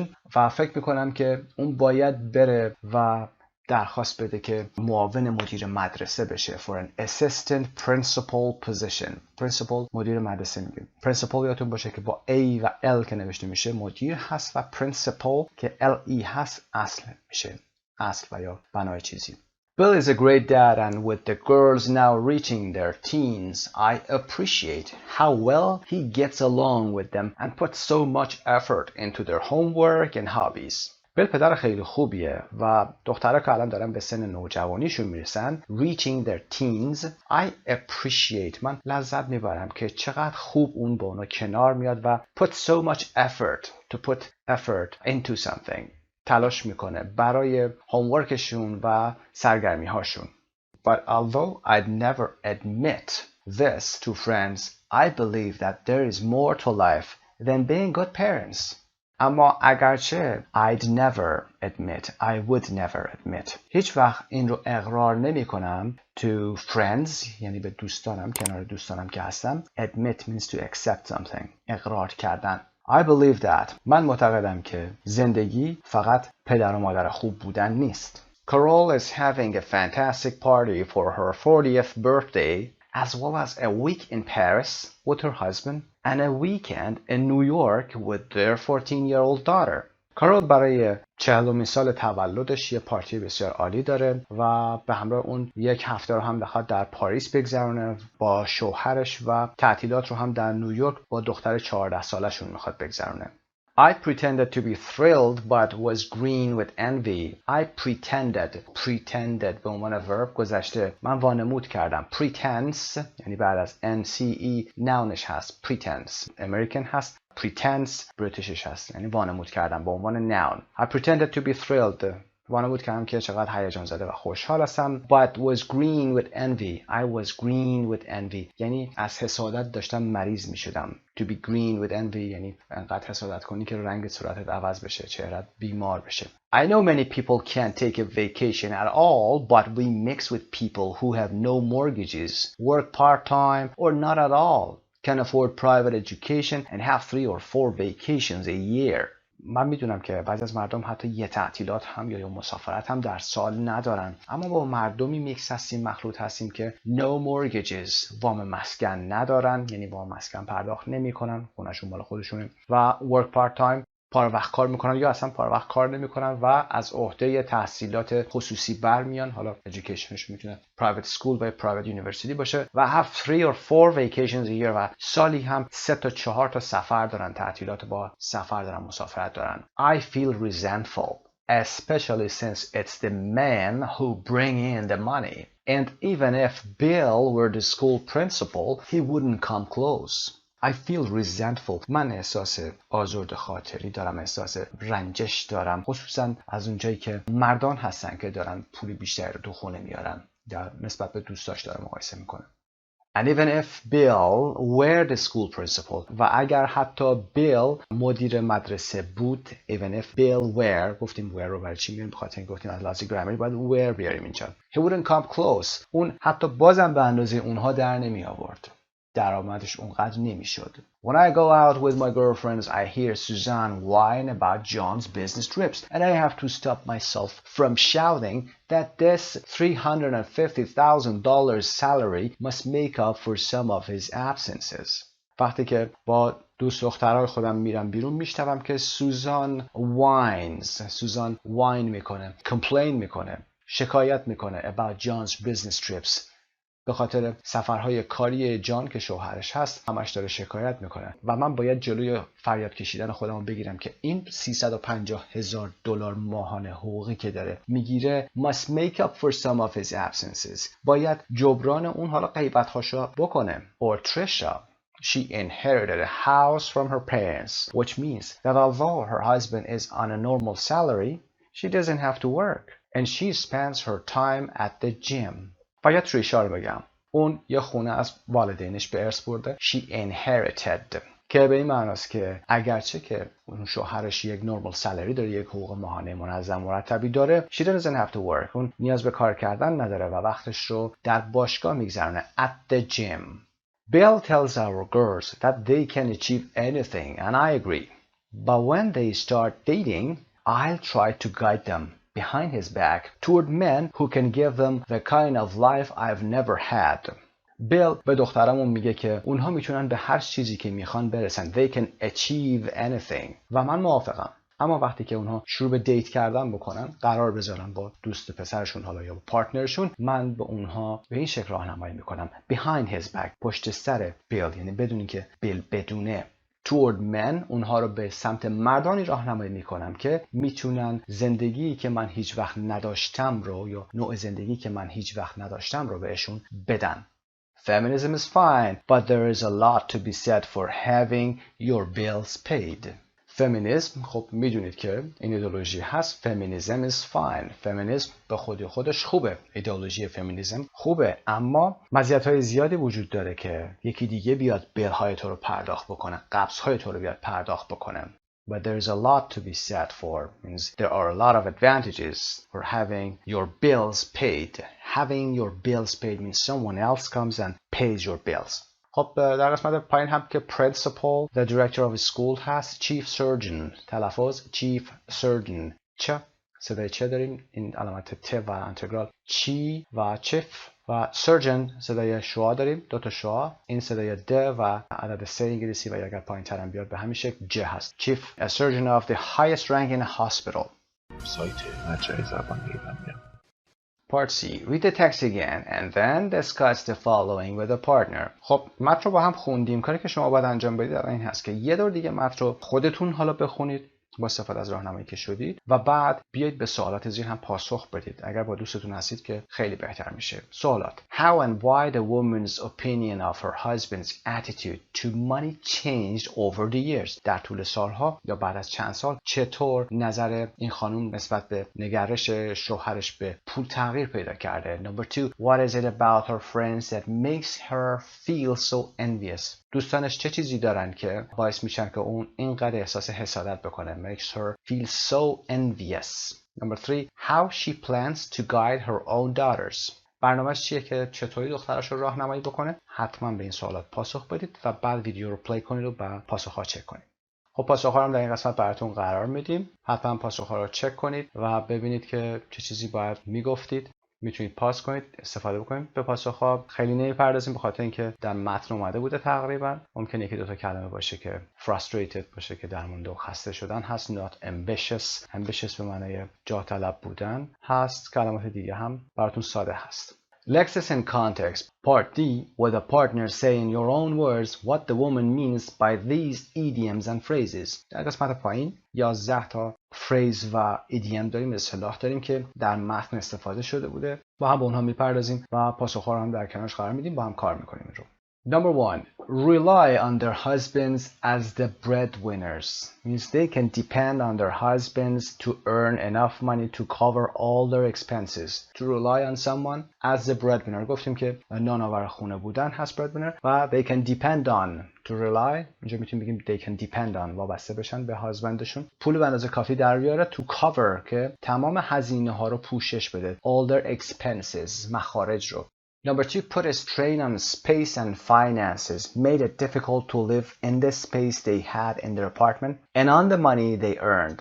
To put a strain یعنی فشار آوردن هست. pressure وارد کردن هست. خب بر space و finance هم که گفتیم. حالا ایدیم هم داریم برای number 3 که گفتیم to bite my tongue, not say what you really want to say because it might upset somebody or cause an argument. وقتی که نمیخواید چیزی رو بگید به خاطر اینکه باعث ناراحتی ممکنه بشه، از این ایدیم استفاده میکنید و میگید که I had to bite my tongue. Number 4, phrasal verb. Go for an assistant principal position. یعنی try to get the job of assistant principal at the school where he works. Go for به این معنا هست. سعی کنه که بره این کار رو انجام بده. تلاش کنه. Number 5, reaching their teens. Becoming 13, 14, etc. years old که در متن گفتیم به نوجوانی رسیدن. Number 6 is an idiom, green with envy, wanting what other people have so much that it almost makes you feel sick. Green with envy idiom هست، میتونید حتما اینها رو استفاده بکنید و بگید به خاطر اینکه انقدر حسادت پیدا میکنه که حالت بیماری پیدا میکنه. Number 7, he wouldn't come close. He wouldn't come close. Even if he became school principal, he wouldn't earn nearly as much money as her friends' husbands do. بازم اگر مدیر مدرسه هم میشد نمیتونست به اندازه یا نزدیک اون پولهایی که اونها یا اون شوهرها به دست میارن این به دست بیاره. Number 8, whine about, complain about. Number 9, phrasal verb has make up for some of his absences. Make up means do something that corrects a bad situation. جبران کردن. Make up. مثل کلاسای make upی که داریم. Number 10, idiom. Behind his back without her husband knowing. Behind his back idiom هست بدونی که شوهرش بدونه. Number 11, there's a lot to be said for means there are a lot of advantages too. که قسمت آخر متن بود. مزیت‌های زیادی داره. Part E, which of these sentences best sums up your reaction to the woman's confession? This part is up to you. You can decide which one is correct. خب کدومی که از اینها میتونه جمع‌بندی بکنه ریاکشن شما رو نسبت به اعترافات این خانم. She's refreshingly honest. خیلی صادقه. I'd hate to be married to her. متنفر که از اون ازدواج بکنید. I pity her poor husband. دلتون برای شوهرش میسوزه. And her daughters. و دختراش. It's depressing that a woman can think like this in the 21st century. خیلی تأسف‌بار هست و ناراحت کننده که یه خانم بتونه در قرن 21 اینجوری فکر کنه. She's only saying what a lot of women think but don't dare say. اون فقط داره چیزی رو میگه که بسیاری از زنان جرأت ندارن بگن. They don't dare say. جرأت ندارم بگم. I don't dare say this fact. من جرأت گفتن این فکت یا حقیقت رو ندارم. It's a little over the top, but she has a point. It's a little over the top means exaggerated هست. اغراق‌آمیزه، یه مقدار اغراق‌آمیزه، اما she has a point. اما اون میخواد چیزی رو برسونه. She's unbelievably materialistic. اون به صورت باور نکردنی مادیگرا هست. اوکی، این قسمت رو میتونید برای هر کدوم از اینها هم توضیح بدید اگر دوست داشتید. میریم برای قسمت بعد grammar. Part 6, grammar, unreal uses of past tenses. Unreal uses. زمان گذشته رو میخوایم صحبت بکنیم اما imaginary هست. در قسمت A, look at the highlighted verbs and these sentences. Which ones are really about the past? What time do the others refer to? خب این قسمت رو با هم یکی یکی کار میکنیم ببینیم که در مورد چی هست و به چه زمانی اشاره میکنه. تنسش چی هست که آماده بشیم برای قسمت grammar bank. پاسخ هم که در سمت راست براتون قرار دادیم. Number 1. When Bill and I got married, his attitude toward money amused me. هر دو فعل زمان گذشته هستن. Past. Got and amused. Number 2. If Bill got promoted, our standard of living would go up. اگر بیل ارتقا پیدا میکرد سطح زندگی ما هم بالا میرفت. بیل got خب زمان گذشته هست. past هست اما منظورمون future هست. A hypothetical future. یک زمان آینده فرضی هست اگر ارتقا پیدا میکرد. hypothetical یا imaginary. Number 3. I wish we were better off. ای کاش که وضعمون بهتر بود. We were better off. A present. زمان حال رو داره اشاره میکنه اما hypotheticalه. فعل زمان گذشته رو داره نشون میده. We were هست اما چون ساختار wish رو داریم ای کاش که ما وضعمون بهتر بود یعنی زمان حال الان. اما ساختار گرامر انگلیسی به ما میگه که باید از این زمان استفاده کنیم. I wish we were. ولی خب نیستیم. پولدار نیستیم. Number 4. I was so jealous when I heard about Carol's weekend in New York. وقتی که در مورد تعطیلات کارول در نیویورک شنیدم خیلی jealous شدم. خیلی حسادت کردم. When I heard. Number 4. Past. گذشته هست. Simple. گذشته ساده. Number 5. I think it's time we thought about moving to a bigger house. فکر میکنم الان دیگه وقتشه که در مورد رفتن به یه خونه بزرگتر فکر کنیم. I think we thought اینجا به این معنا هست. Present but hypothetical. فرضیه. گذشته استفاده شده اما به زمان حال داره اشاره میکنه. Number 6. I'd rather my daughters married a man with money. ترجیح میدم دخترام با یه مردی که پولدار باشه ازدواج کنن. A hypothetical future هست. I'd rather بعد ساختارش هم که married هست. از ساختار فعلی زمان گذشته استفاده میکنیم. Number 7. I wish I'd married my first boyfriend. یه خانمی داره میگه و میگه ای کاش من با اولین دوست پسرم ازدواج کرده بودم. I'd اینجا I had هست. A hypothetical past. یعنی نمیتونید تغییرش بدین. ایمیجینریه. شما نمیتونید اون گذشته ها دیگه تغییر بدید. الان دارید احساس ریگرت میکنید. Number 8. If I'd married Sean, I would have a much better standard of living. اگر با شان ازدواج میکردم الان وضعیت زندگی خیلی بهتری داشتم. سطح زندگی بالاتری داشتم. If I had married Sean. A hypothetical past است. یعنی چی؟ یعنی به گذشته فرضی برمیگرده. شما نمیتونید اون رو تغییر بدید. If I had married Sean. I would have a much better standard. ساختار mixed هست. Mixed conditional هست. Past perfect به علاوه I would have. I would به علاوه base form هست. خب با این مقدمه بریم به page 147 Grammar Bank 5B. Learn more about unreal uses of past tenses and practice them که حتما این کار رو انجام بدید. بریم با هم به این قسمت. Grammar Bank.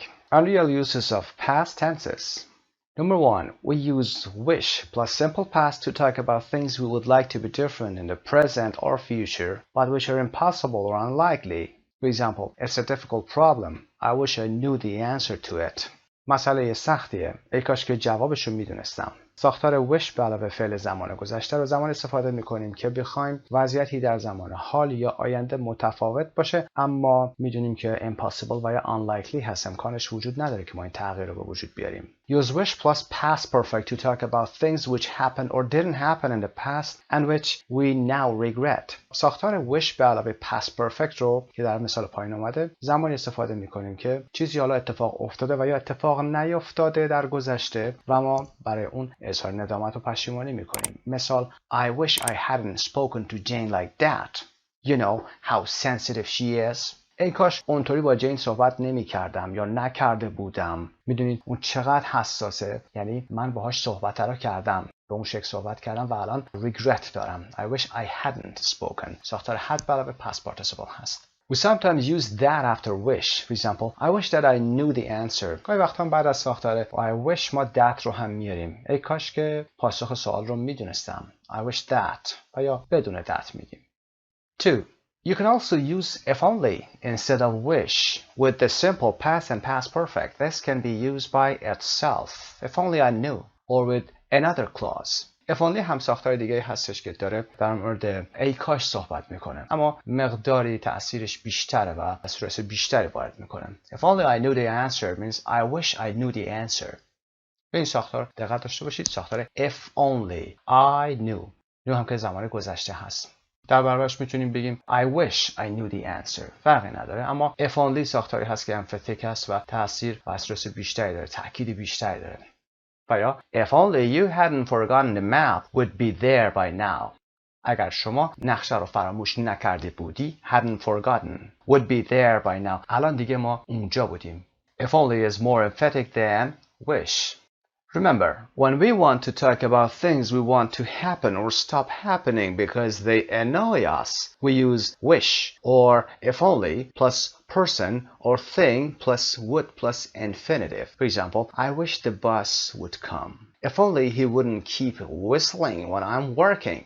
وقتی که یه چیزی رو میخوایم اتفاق بیفته یا اینکه جلوش رو بگیریم که اتفاق نیفته به خاطر چی؟ به خاطر اینکه اون مسئله داره ما رو ناراحت میکنه، از ساختار wish و if only به علاوه اون شخص و یا اون چیز به علاوه would و infinitive بیان میکنیم. مثال I wish the bus would come، یعنی I wish رو آوردیم، اون چیز یعنی the thing رو بعدش آوردیم the bus و would و فعل come رو به صورت infinitive آوردیم و میگیم I wish the bus would come. ای کاش اتوبوس میومد. If only he wouldn't keep. If only he به جای person اومده. ای کاش و یا I wish he wouldn't keep whistling. ای کاش اون انقدر سوت نمیزد در حالی که من دارم کار میکنم. 3. We use would rather plus subject plus past tense to express a preference. وقتی میخواید ترجیح بدید چیزی رو بیان بکنید از ساختار would rather به علاوه subject و گذشته استفاده میکنید. میگید I'd rather you left your dog outside. I'm allergic to animals. ای کاش سگتو بیرون نگه می‌داشتید. I'd rather یعنی من ترجیح میدم که شما این کارو می‌کردید.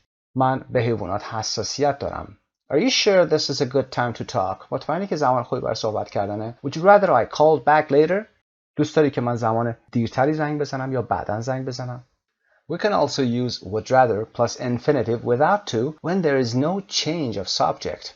وقتی که سابجکتمون تغییر نمیکنه از infinitive بدون to استفاده میکنیم. مثلا I'd rather not talk about it. ترجیح میدم در مورد این صحبت نکنم. However, we cannot use this structure when the subject changes after would rather. وقتی که سابجکتمون کسی دیگه ای هست این موضوع تغییر میکنه. I'd rather you didn't talk.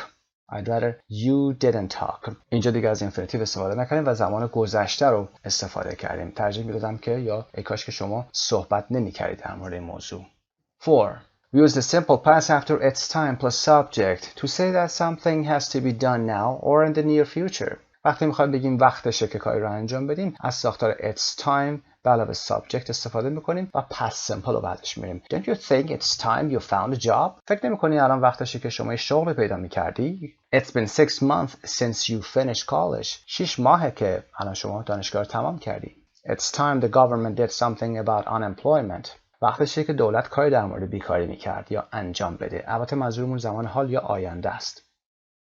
We can also use its time plus to plus infinitive when we don't want to specify the subject. For example, it's time to go now. وقتی نمیخوایم subject رو بیان کنیم و بگیم که کی حالا باید چه کاری رو انجام بده از این ساختار it's time to infinitive استفاده میکنیم. It's time to go now.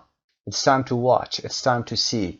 We sometimes use high before time for emphasis. گاهی وقتا high time رو استفاده میکنیم برای اینکه تاکید بیشتری داشته باشیم و میگیم for example it's high time you changed your shirt for example. دیگه وقتشه. میگیم حالا دیگه وقتشه. گاهی در قسمت بالا گفتیم it's time the government یعنی وقتشه که دولت باید کار بکنه. وقتی که high time میگیم یعنی دیگه وقتشه. داریم استرس بیشتری روش میاریم، تاکید بیشتری روش میذاریم و میگیم که it's high time you change your shirt. It's high time you change your car. It's too old now. یعنی دیگه وقتشه که لباستو عوض کنی یا میکردی یا ماشینتو عوض کنی. خب به قسمت هم به پایان میرسه. برمیگردیم به متن درس اصلیمون.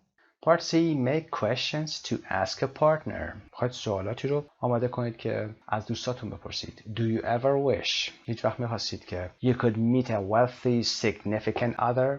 significant other و یا wealthy significant other به شخص حالا روبروتون برمیگرده، به یک کسی دیگه‌ای که هم مهم باشه و سرمایه‌دار باشه. هیچ وقت آرزو می‌کردی که با یک کسی ملاقات کنی که پولدار و مهم باشه؟ Do you ever wish you had been born in another decade or century? آیا آرزو می‌کردی که در دهه دیگه یا قرن دیگه شما به دنیا می‌آمدید؟ نمونه اینها رو در درس‌های گذشته داشتیم. می‌تونید این سوالات رو بپرسید و پاسخ بدید. Do you ever wish you could have a year off to travel? هیچ وقت آرزو می‌کردید که یک سال مرخصی داشتید، تعطیلی داشتید، سر کار نمی‌رفتید تا سفر کنید؟ Do you ever wish you could learn a new skill? که یک اسکیل جدید یاد بگیرید. Do you ever wish you had a boring but high paying job or a stimulating but low paying job? سوالات خیلی خوبی هست. اینها میتونه برای نمونه‌های آیلتستون قابل استفاده باشه. هیچ وقت آرزو میکردید که شغل بورینگی داشتید اما درآمدش خوب بود و یا اینکه یه شغل پرانگیزه‌ای داشتید اما low paying بود، درآمدش کم بود؟ Do you ever wish you had chosen to study different subjects at school or college? You had chosen past perfect هست، یعنی دیگه شما نمیتونید اون رو تغییر بدید. آرزو میکردید که سابجکتی دیگه رو انتخاب میکردید، رشته دیگه رو انتخاب میکردید در مدرسه یا دانشگاهتون. Do you ever wish you had more free time for your hobbies? به زمان حال داره برمیگرده. آیا آرزو میکنید که زمان بیشتری برای تفریحاتتون داشته باشید؟ Do you ever wish you lived in another town or city? که در شهر دیگه زندگی میکردید؟ Do you ever wish you had bitten your tongue and not said something? آیا آرزو میکردید که اون زمانی که نباید چیزی رو میگفتید، حالا ما زبان فارسی هم میکنیم بگیم زبان تو گاز میگفتید و چیزی رو که نباید رو نمیگفتید؟ Do you ever wish you were self-employed or you worked for someone else? آیا آرزو میکنید که self-employed بودید، یعنی زمان حال، و یا که برای کسی دیگه کار میکردید؟ خب میتونید در مورد موضوعات صحبت بکنید. اینها هم مقدمه هست برای قسمت لسنینگ بعدی. اگر دیدید خیلی از عهده این کار برنمیاد، لسنینگ رو هم گوش بکنید و بعد بیایید دوباره به این قسمت بپردازید. حتما این قسمت های سپیکینگ رو داشته باشید. Part 7. Listening. You are going to listen to a lecture given by Michael Norton, assistant professor in the marketing unit at Harvard Business School, who has recently been researching the relationship between money and happiness. Before you listen, what do you think his conclusion will be? Choose from A to C. این قسمت رو بهتون پیشنهاد میکنم بدون اینکه بخواید به سوالات نگاهی داشته باشید و ویدیو رو هم ببینید، برید فایل صوتیش رو پخش بکنید و گوش کنید، چرا که این فایل تقریبا شبیه به قسمت 4 لیسنینگ آیلتس شما خواهد بود اگر علاقه‌مند به آیلتس هستید، چون یه فردی داره به صورت رسمی و اکادمیک میخواد صحبت بکنه و در مورد موضوع خاصی بگه و یه نفر هم هست، یعنی مونولوگ هست، یه نفر فقط صحبت میکنه. شما ببینید چقدر از حرفای این فرد رو متوجه میشید، چقدر میتونید نوت برداری بکنید و بعد بیاید سوالای کتاب رو حتما علامت گذاری بکنید، بعد ویدیو رو پلی بکنید و با همین کار رو انجام بدید. خب آقای مایکل نورتون اسیستنت پروفسور هستش، استاد دانشگاه در مارکتینگ یونیت در هاروارد یونیورسیتی هست و ریسرچ میکنه رابطه بین پول و خوشبختی یا شادی رو میاد و میبینه relationship between money and happiness رو میخواد تحقیق بکنه. خب نظرتون رو بریم در قسمت پایین ببینیم چی میتونه باشه و بعد ادامه میدیم.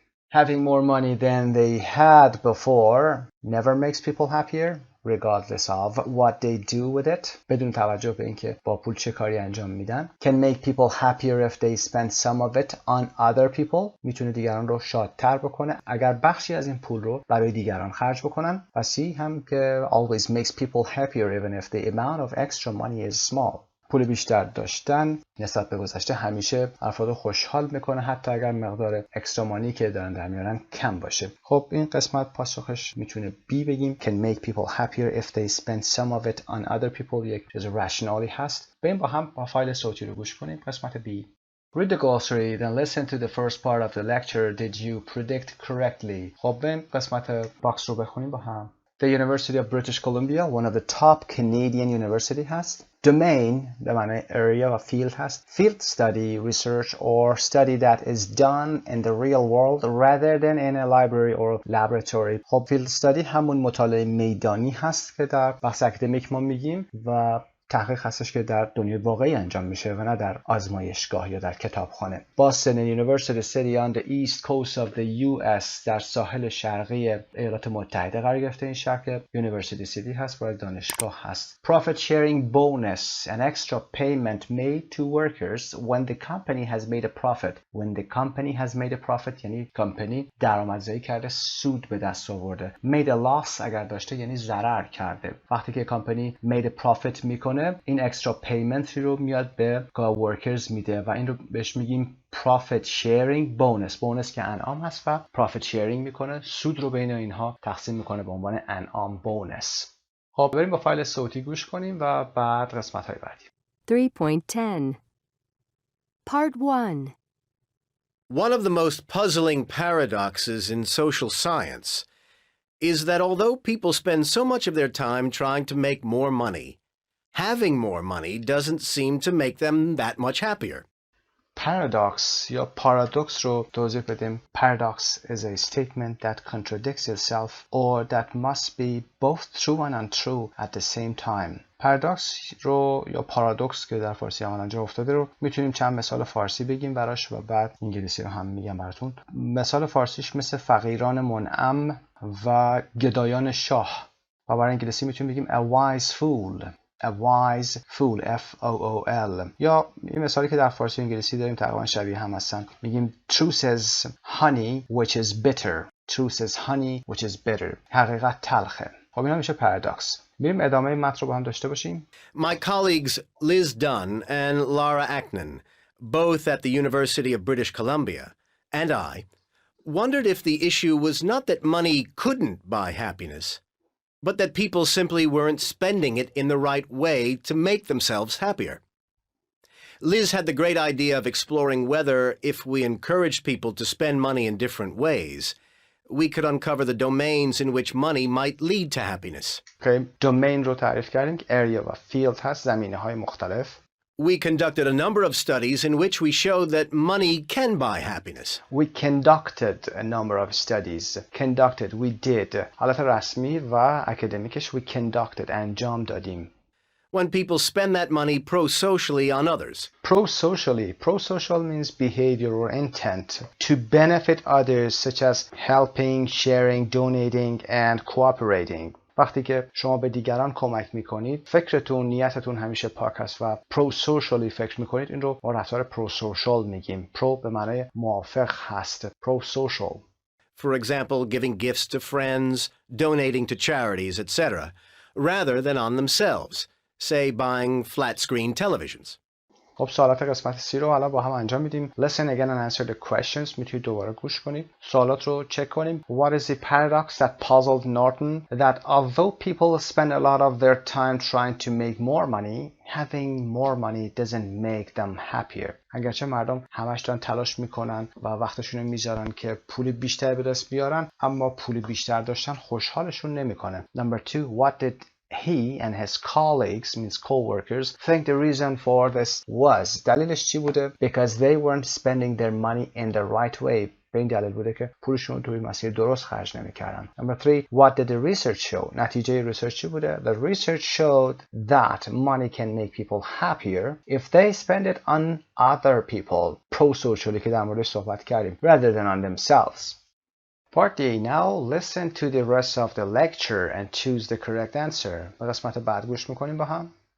3.11 Part 2 So what are the psychological factors involved when it comes to individuals and the feelings they encounter when they are giving away their money? Does it matter how wealthy you are? We found that it was the relative percentage of their money that people spend on others. The relative percentage of their money that people spend on others. درصد نسبی پولی هستش که مردم روی دیگران خرج میکنن. Rather than the absolute amount that predicted their happiness. تا اینکه بخواد absolute amount یعنی کل مبلغ باشه that predicted their happiness که باعث خوشحالی اونها بشه. Rather than the absolute amount that predicted their happiness. We did a study to look at the happiness of 16 employees of a Boston-based company before and after they received bonuses of between $3,000 and $8,000. This showed that the size of the bonus that people received had no impact on their long-term happiness. It had no impact. Impact یادتون باشه تلفظ نونش به این صورت هست و فعلش impact هست. خب این بونس ها که اینها دریافت میکردن تأثیری بر روی long term happinessشون و یا شادی بلند مدتشون نداشته. It was the percentage of that bonus they spent on others that increased their well-being. In another study, we showed that spending as little as $5 over the course of a day on another person led to demonstrable increases in happiness. در مطالعه تحقیق دیگه‌ای این نشون داده شد که we showed that spending as little as $5 به اندازه $5 هم که در طول روز شما پرداخت بکنید on another person led to demonstrable یعنی آشکار قابل اثبات increases in happiness باعث شادی بیشتر میشه. In other words, people needn't be wealthy and donate hundreds of thousands of dollars to charity to experience the benefits of pro-social spending. Small changes, a few dollars reallocated from oneself to another, can make a difference. Of course, many of us equate having money with happiness. Equate یعنی برابر دونستن، برابر کردن هست. در ریاضیات استفاده میکنیم این رو. And a large body of research does show that people become happier as they move from being very poor to lower middle class. But after this point, the impact of income on happiness is much weaker. Think of someone who makes $100,000 one year and $110,000 the next. Do we really expect this additional income suddenly to make this person fulfilled without a care in the world? fulfilled به معنای satisfied, fulfilled. Being informed about a raise certainly makes us happy.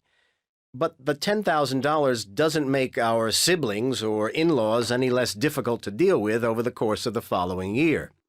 Although people believe that having money leads to happiness, our research suggests that this is only the case if at least some of that money is given to others.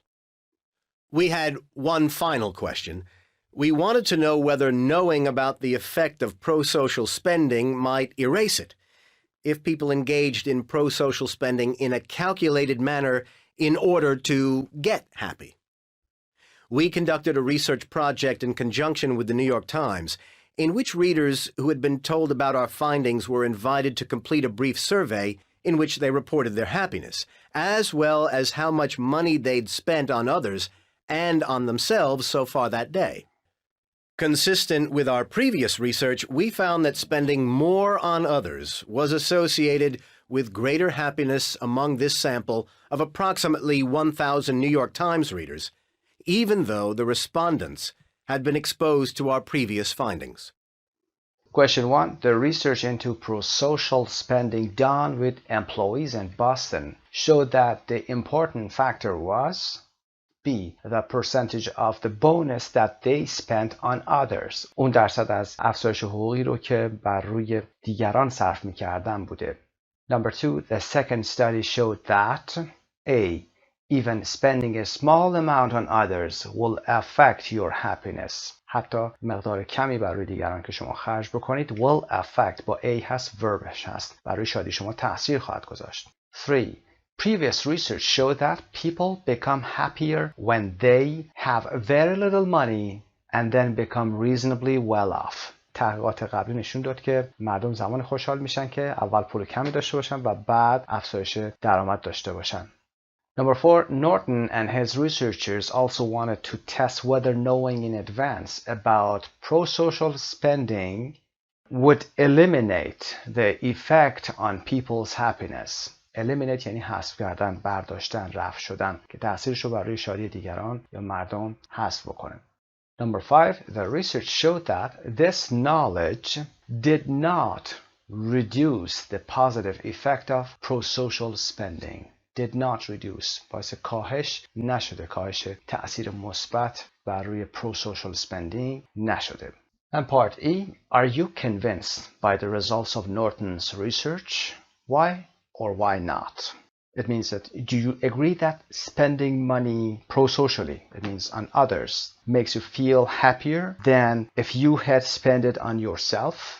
خب این قسمت رو هم حتما انجام بدید. این سوال رو حتما میتونید به صورت نوشتن بنویسید و یا اینکه به صورت سپیکینگ رو بیان کنید. خسته نباشید. قسمت 5 به پایان میرسه. میریم برای قسمت بعد که colloquial English هست. به نام خدا. Colloquial English Unit 4 and 5. Part A. Read the biographical information about Sarita Gupta. Who exactly does Women's World Banking try to help and how?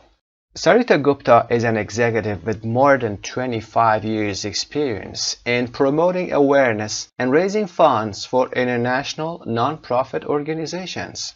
خانم ساریتا گوپتا مدیری هست با بیش از 25 سال سابقه در بالا بردن یا افزایش سطح آگاهی و جمع‌آوری بودجه برای سازمان‌های بین‌المللی غیر انتفاعی non-profit organizations. She has worked for different initiatives that tackle poverty around the world. ایشون برای نوآوری‌های مختلفی که tackle poverty که به جنگ فقر میرن و یا برای حل مشکلات فقر در سراسر دنیا عمل میکنند کار کرده.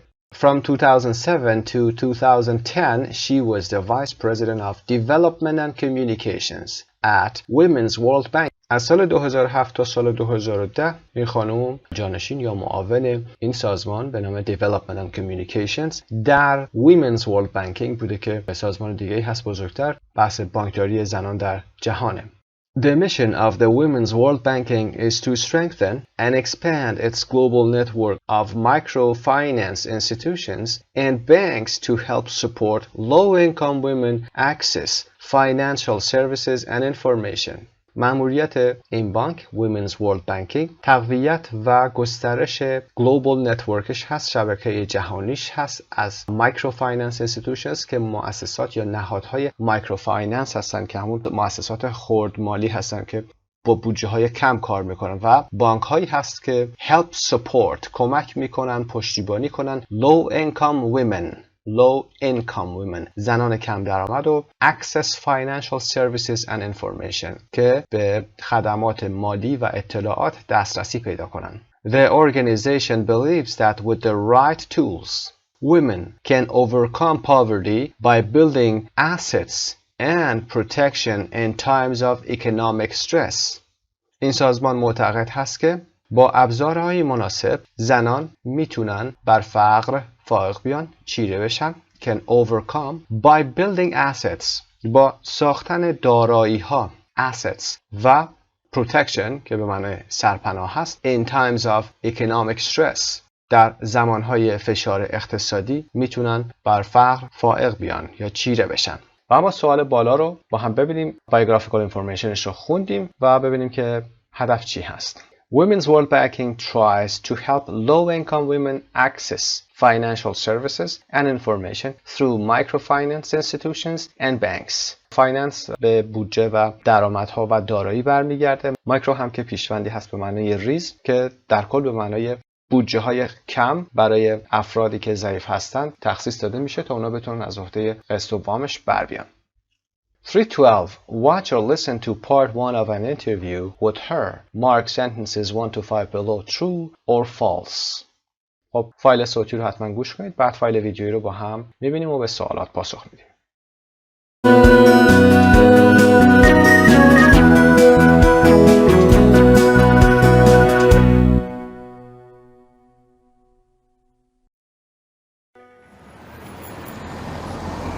Sarita Gupta is a vice president of Women's World Banking based in New York.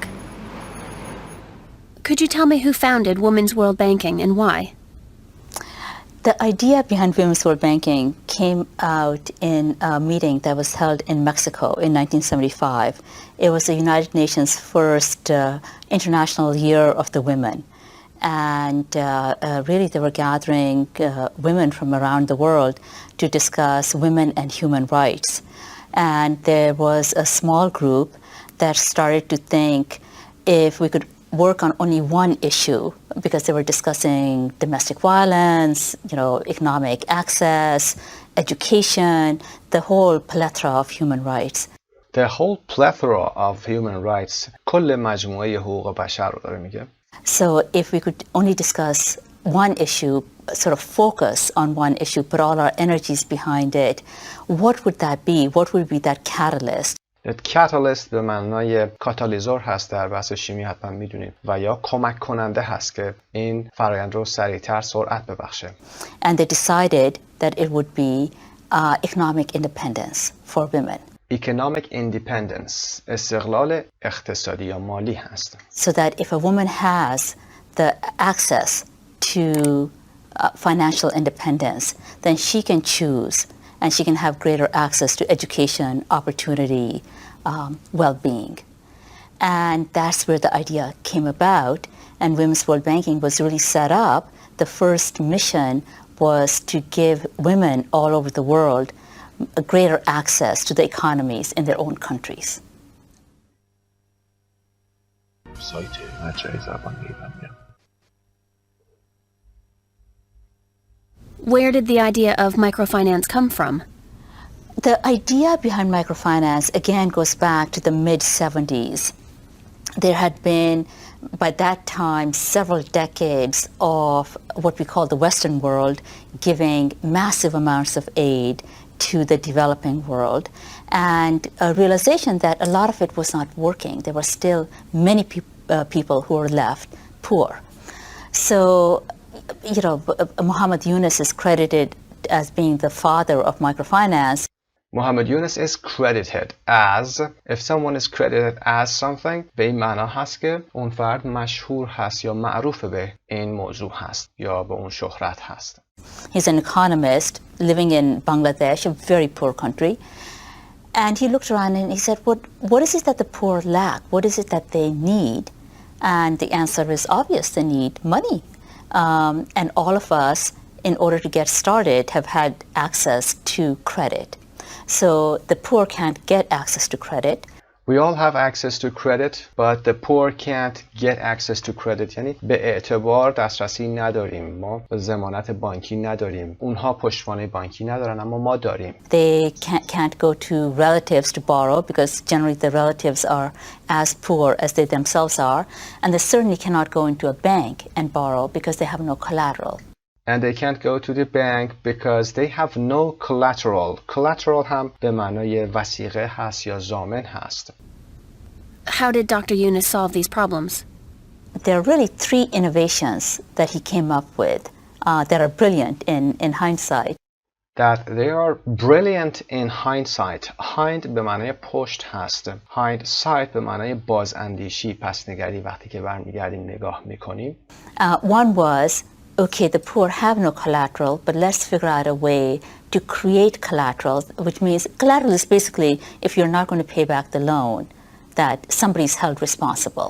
If you're not going to pay back the loan, اگر نخواهید پولو برید برگردونید یا وامو بدید پس بدید، یعنی اقساطش رو برید بدید، somebody's held responsible. یک کسی باید responsible بشه، یک نفر مسئولیتش رو باید بپذیره. اونها که مفهوم collateral رو داره توضیح میده.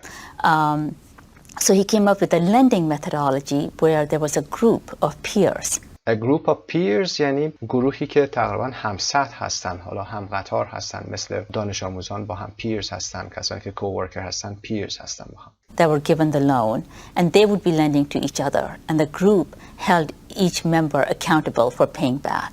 They held each member accountable for paying back. هر کدوم از این گروه ها اعضای خودشون رو مسئول میدونستن یا جوابگو میدونستن برای اینکه پول رو پرداخت بکنن. The second innovation that he came up with is that it is very difficult for the poor to gather a lump sum to pay back a loan. To gather a lump sum به معنای حجم زیادی از پول هست، مقدار زیاد پول هست، یه پول درشت که جمع کنه و یه دفعه بخواد بیاد لونش رو برگردونه. But if you can break up that payment into very small, regular payments that are coming out of your daily income, then it's feasible to pay back the loan. Then it's feasible. Feasible means possible. So what microcredit did was to break up the loan payment into these very sort of regular small payments.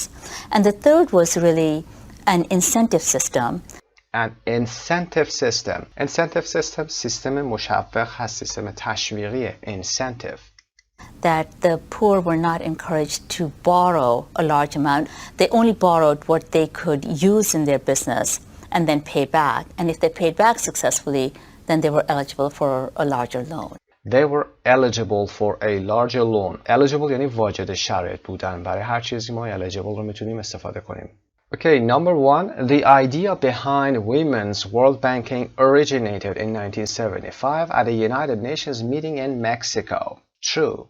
The members at the meeting decided to focus on a number of issues such as education and domestic violence.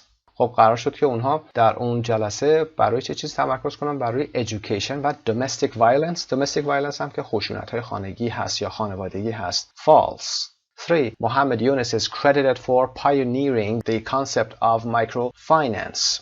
Credited گفتیم اعتبارش هست، شهرتش هست. برای pioneering یعنی پیشگام بودن. Pioneer به معنای پیشگام هست. برای مفهوم مایکروفایننسشون پیشگام بوده. True. 4. One of Dr. Yunus's innovations was creating a system where the poor would pay back their loans in lump sums. یکی از روش‌هایی که اونها ابداع کردن پرداخت به صورت یک جا بوده. In lump sums. False. The incentive system encourages the poor to borrow small amounts that they can successfully pay back. incentive system همون سیستم تشویقی یا مشوق بوده. True. Now listen again and say why the F sentences or false sentences are false. خب پاسخ‌ها رو با هم چک می‌کنیم. Number 2 was false. The members decided to focus on one issue and put all their energies behind it. 4. One of Dr. Yunus's innovations was creating a system where the poor would pay back their loans in very small regular payments. In very small regular payments بوده و نه in lump sums.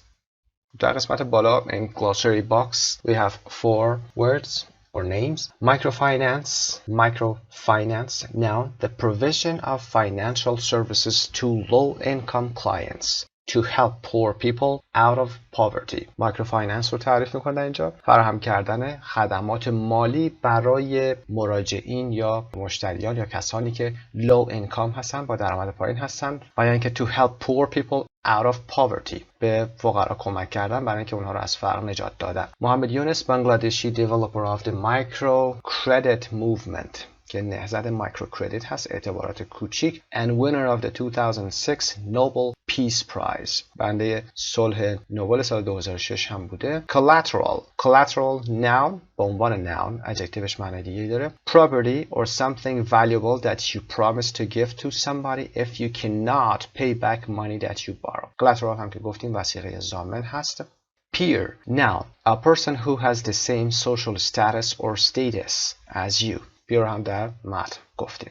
part 2. Watch or listen to part 2. Make notes for each case study about. خب در تحقیقاتی که انجام شده، در مطالعاتی که انجام شد، شما باید در مورد the country the woman lived in, the situation she was in, the business she set up بتونید به فایل صوتی گوش کنید یا به ویدیو نگاه کنید و در مورد اونها یادداشت برداری بکنید. با هم فیلم ویدیویی رو میبینیم و به سوالات میپردازیم.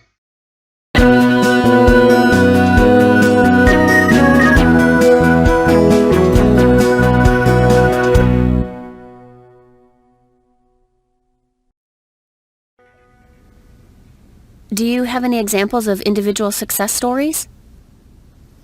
Oh, I love talking about individual success stories because this is what sort of gets us up in the morning and, you know, gets us to come to work and stay late and do this work.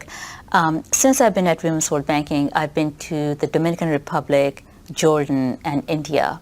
So I'm happy to give you a story from each of the 3 countries.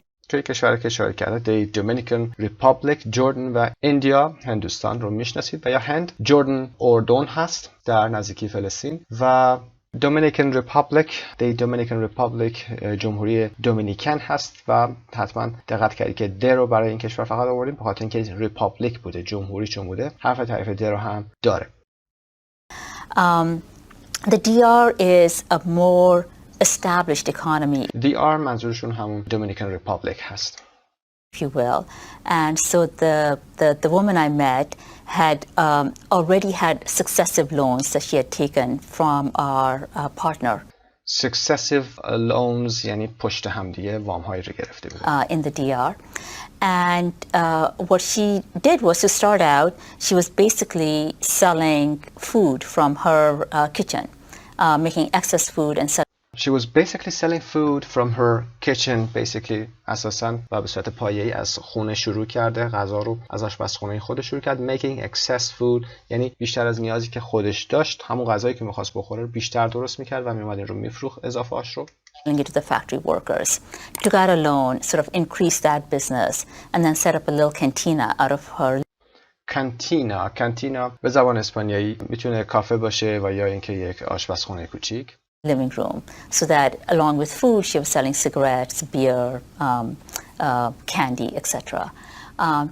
That business did well. Took out another loan and built a room on top of her house and started to rent it out.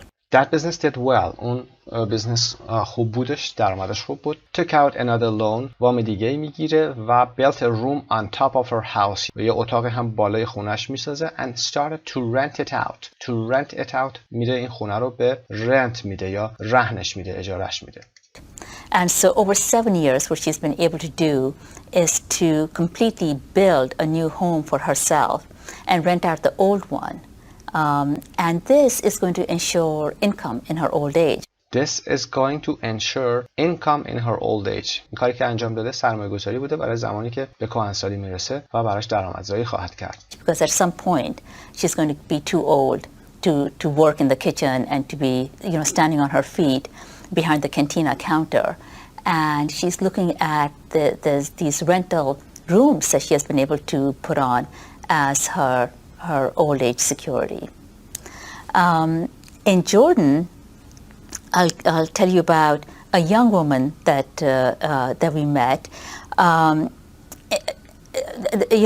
Sort of the cultural norm in Jordan is that a fairly old husband can marry again and marry a fairly young woman. So the one that we met, her husband was now too old and sick. So while he took care of having a roof over her head, she had absolutely no means of earning more money for herself or her kids. And at her socioeconomic level, it's not considered proper for a woman to go out and work. So the only thing that she was able to do was she had taken a loan to buy cosmetics and was selling them from her to buy cosmetics که وسایل آرایشی هست. Her living room to her neighbors. And this was considered to be an okay business for her because primarily she was dealing with other women. But it gave her that sort of extra money to use for herself. And then in India, where I was recently in the city of Hyderabad, and Hyderabad is this up-and-coming city. Hyderabad is this up-and-coming city. Up-and-coming رو وقتی استفاده میکنیم به معنای چیزی هست که به انگلیسی بگیم beginning a particular activity or occupation and making good progress and likely to become successful. رو به پیشرفت هست و شروع به کاری کرده و داره به سمت پیشرفت میره و احتمال پیشرفت زیادی هم براش وجود داره. هیدرآباد یا حیدرآباد که ما میگیم هم همچین شهری هست. up and coming city هست. اسمش هم روی coming میذاریم. It's gleaming. Indians themselves are thinking of it as the next cyber city.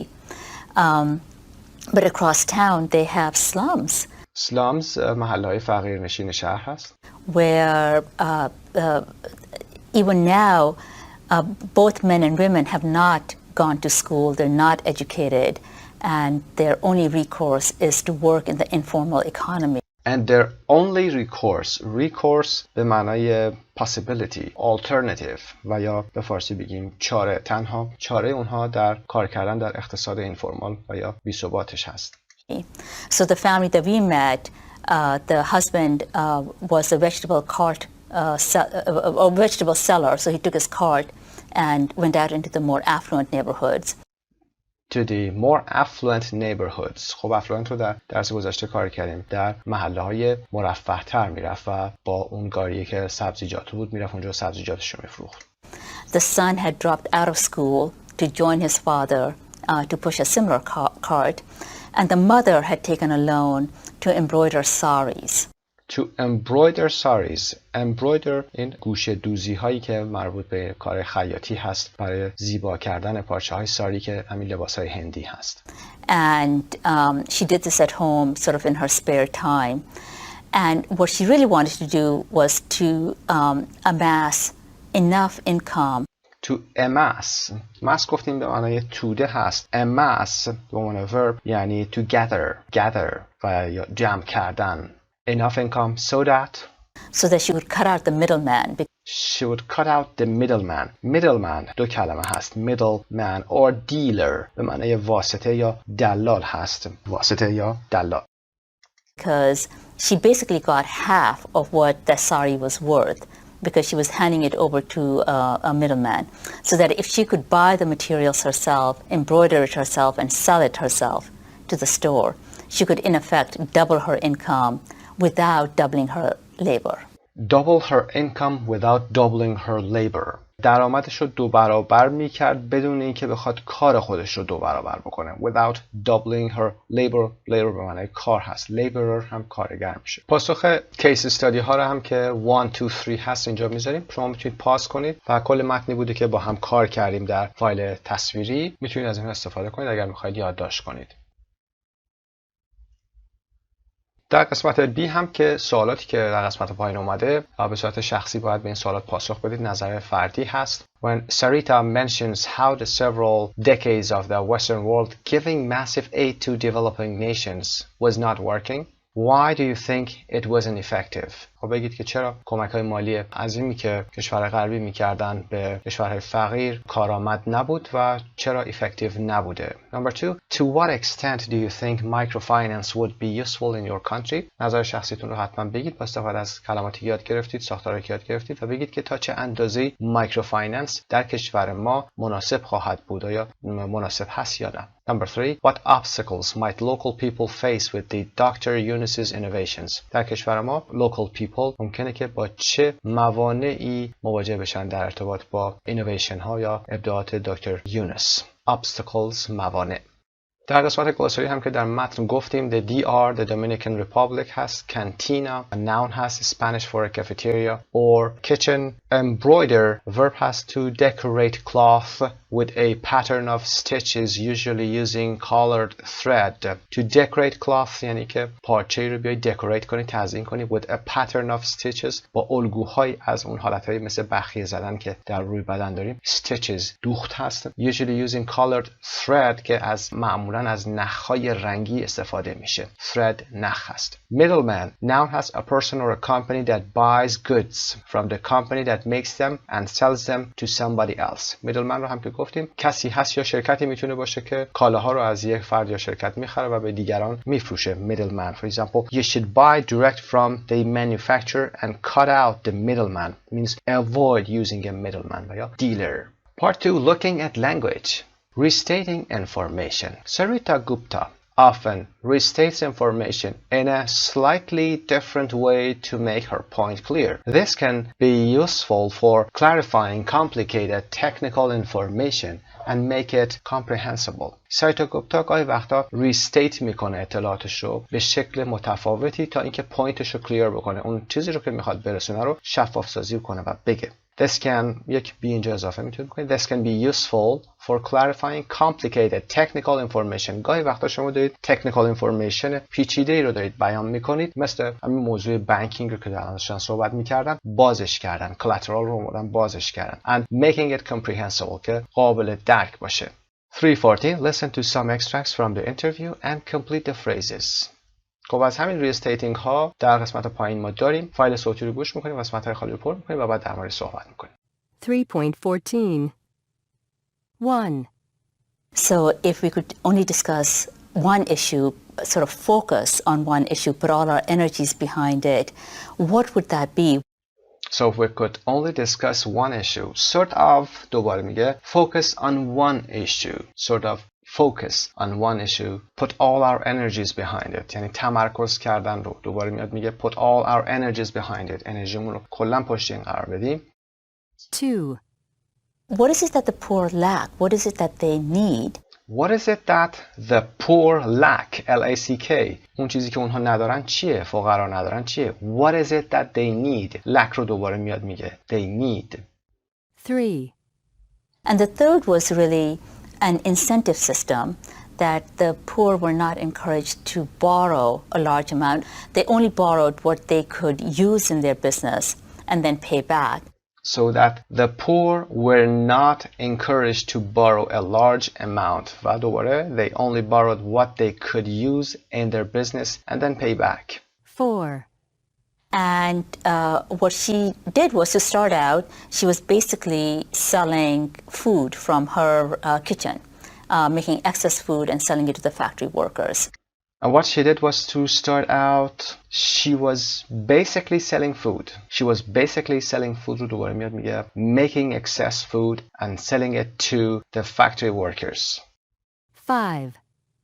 And this is going to ensure income in her old age, because at some point she's going to be too old to work in the kitchen and to be, standing on her feet behind the cantina counter. And she's looking at these rental rooms that she has been able to put on as her old age security. So this is going to ensure income in her old age. To ensure income in her old age و در نهایت old age security که تضمینی هست برای زمان کهنسالیش. 6. And what she really wanted to do was to amass enough income so that she would cut out the middleman, because she basically got half of what the sari was worth because she was handing it over to a middleman. Because she basically got half of what the sari was worth. تقریبا به اندازه نصف ارزش اون ساری یا اون لباس اون پول رو میگرفت. Handing it over به معنای deliver هست، تحویل دادن هست، to a middleman که middleman یا واسطه هست. پاسخ‌ها که در این باکس براتون قرار میدیم، میتونید پاس کنید و ملاحظه کنید. Focus on one issue, give attention, effort, etc. to one particular subject هست. بر یک موضوعی تمرکز کردن. The poor lack, the state of not having something or not having enough of something. فقدان چیزی. Were not encouraged to borrow a large amount. تشویق نمی‌شدن که large amount رو برن قرض بگیرن یا وام بگیرن. Were not given support, courage or hope. بهشون این پشتیبانی داده نمیشد، این شجاعت و یا این امید بهشون داده نمیشد که این کار بکنن. She was basically selling food means essentially اساساً she was selling food without considering things that are less important. 5. Her old age security, the guarantee. Security به معنی guarantee that she would have money as she got older. Got half of what the sari was worth means received one half the value of the sari. خب نیمی از ارزش اون ساری رو اون دریافت میکرد. Got half of what the sari was worth, to be worth. On the street, 3:15. You're going to hear 5 people talking about money. What 3 questions do they answer? Do the majority of speakers consider themselves good or bad with money? خب فایل صوتی حتما گوش کنید، بعد فایل ویدیویی رو ببینیم با هم و ببینیم که چه سوالاتی پرسیده میشه و به سوال بعدیش هم با هم پاسخ خواهیم داد.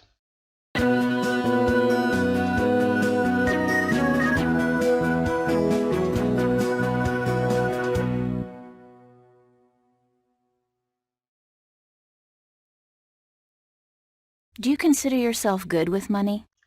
First question, do you consider yourself good with money? I don't think I've been that good with money lately.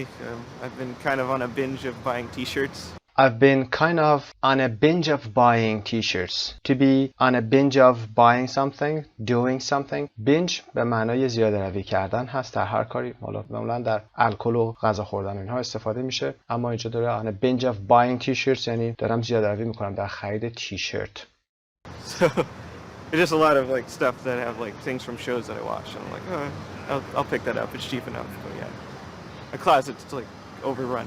My closet's like overrun now. Overrun یعنی لبریز شده، پر از تیشرت شده. No, so. Do you think that women are better at managing money than men? Next question, do you think that women are better at managing money than men?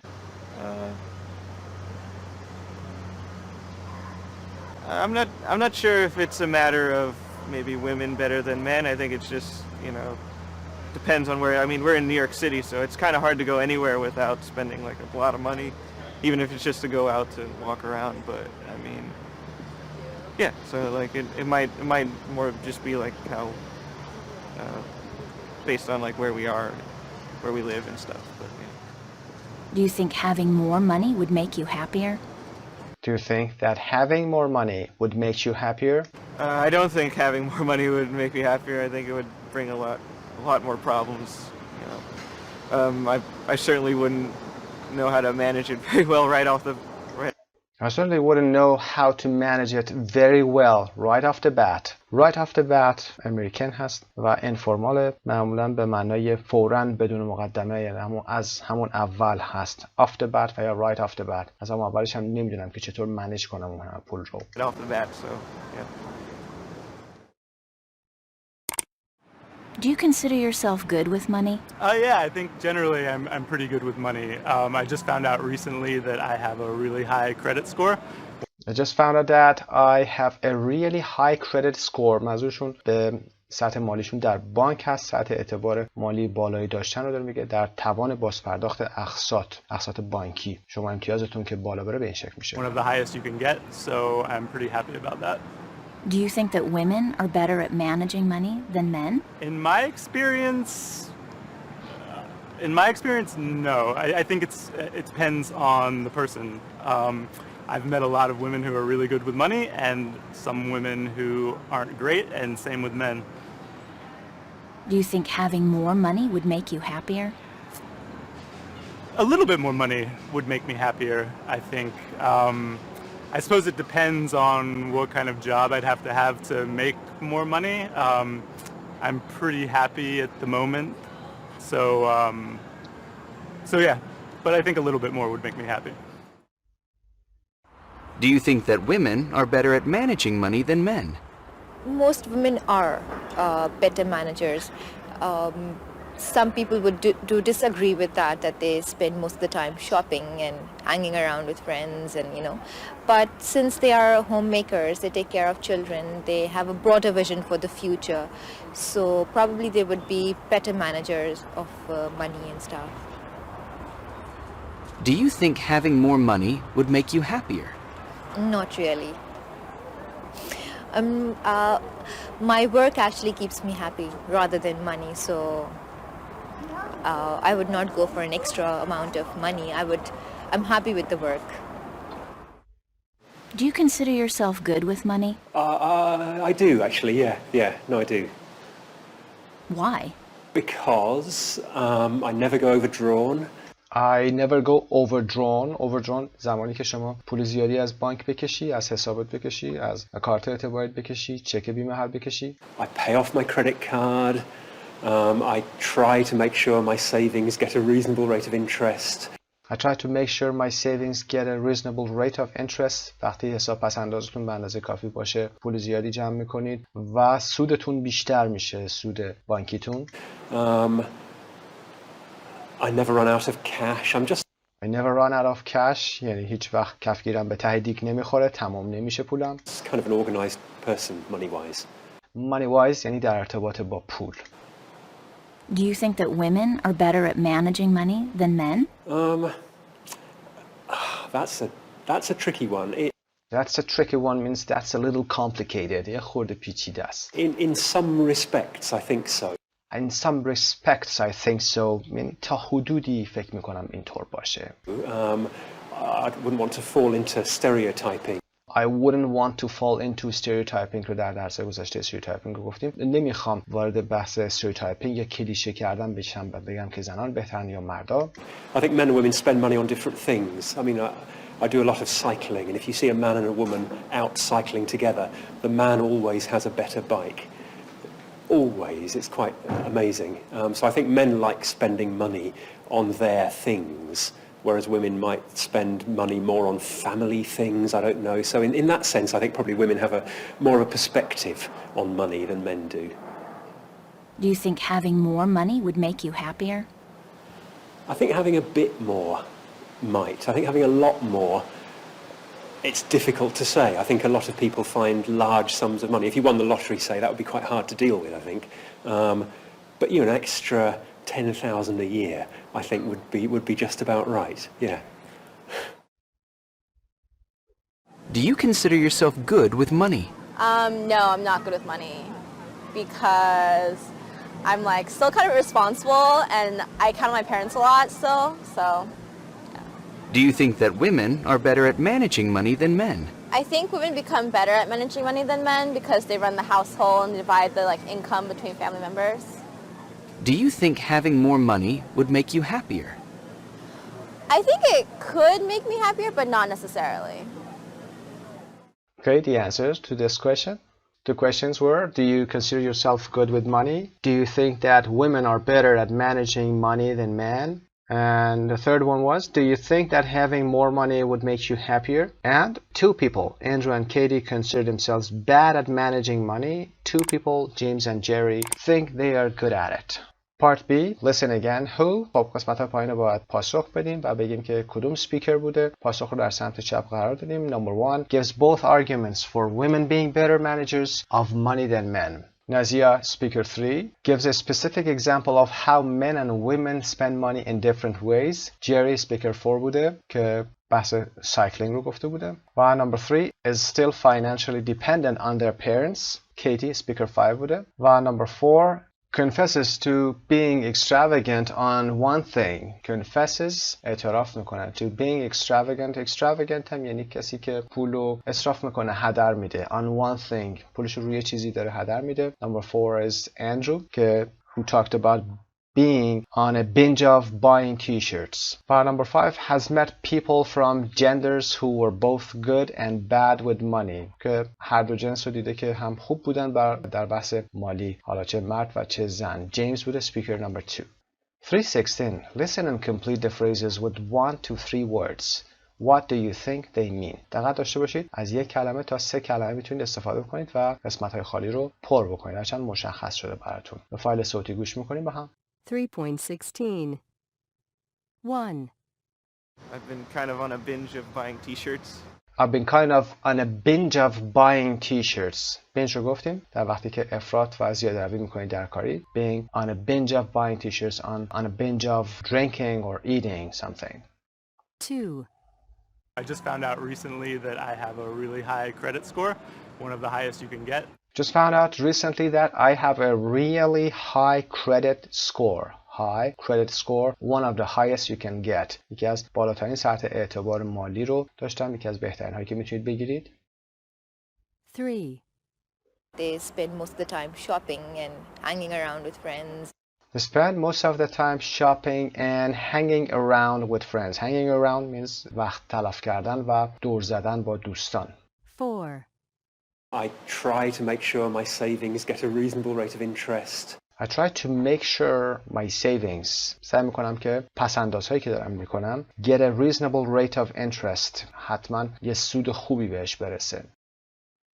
5. I never run out of cash.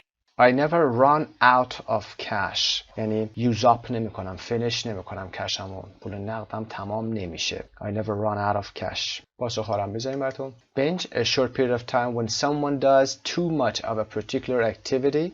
High credit score, a number that lending companies use to work out if a person will repay his or her debts. In this case, a high credit score translates into a very good chance that a person will repay a debt promptly. خب بحثش رو حتما متوجه شدید در قسمت اول که گفتیم. Hanging around, informal way of saying to wait or stay near a place not doing much. دور زدن و تفریح کردن هست. Reasonable rate, fair amount of money that is paid for something like interest on a saving account. Run out means use up or finish. و اما برای قسمت for speaking مثل همیشه با استفاده از اطلاعاتی که کسب کردید، لغاتی که یاد گرفتید، استراکچری که دیدید در این موضوع، در ارتباط با این موضوع، answer the questions with a partner. Practice restating information to clarify how you feel about what you are saying and where possible the useful phrases. جایی که نیاز هست از useful phrases ها هم در قسمت بالا استفاده کنید. Number 1. Do you think women are better at managing money than men? Why or why not? حتما میتونید به این سوالات پاسخ بدید. در قسمت ویدیو کار کردیم این موضوع رو. Number 2, would having more money would make you happier? Why or why not? Number 3, what characteristics do people need to be good at managing money? 4, do you think it's a good idea to give money to good causes or charities? فکر می‌کنید که ایده خوبیه که پول رو بدید به good causes، یعنی به کارهای خیرخواهانه و غیره. و number 5, are there limits to the things money can buy? آیا محدودیت هایی هم وجود داره برای پول که چیزهایی رو که میتونه بخره؟ آیا اینکه پول همه چیز رو هم میتونه بخره یا نه؟ حتما به این سوالات پاسخ بدید. به این ترتیب نیمه اول سطح 5 مجموعه امریکن انگلیش فایل به پایان رسیده، یعنی 5 درس اول رو کاور کردیم. امیدوارم از درس ها به خوبی استفاده کرده باشید. یادتون نره که مجددا همه درس ها رو از ابتدا مرور کنید و تقریبا 2 یا 3 روز هم برای هر درس اختصاص بدید تا اینکه ظرف 2 هفته بتونید یک مرور کامل داشته باشید. تا درس بعدی سلامت و سربلند باشید.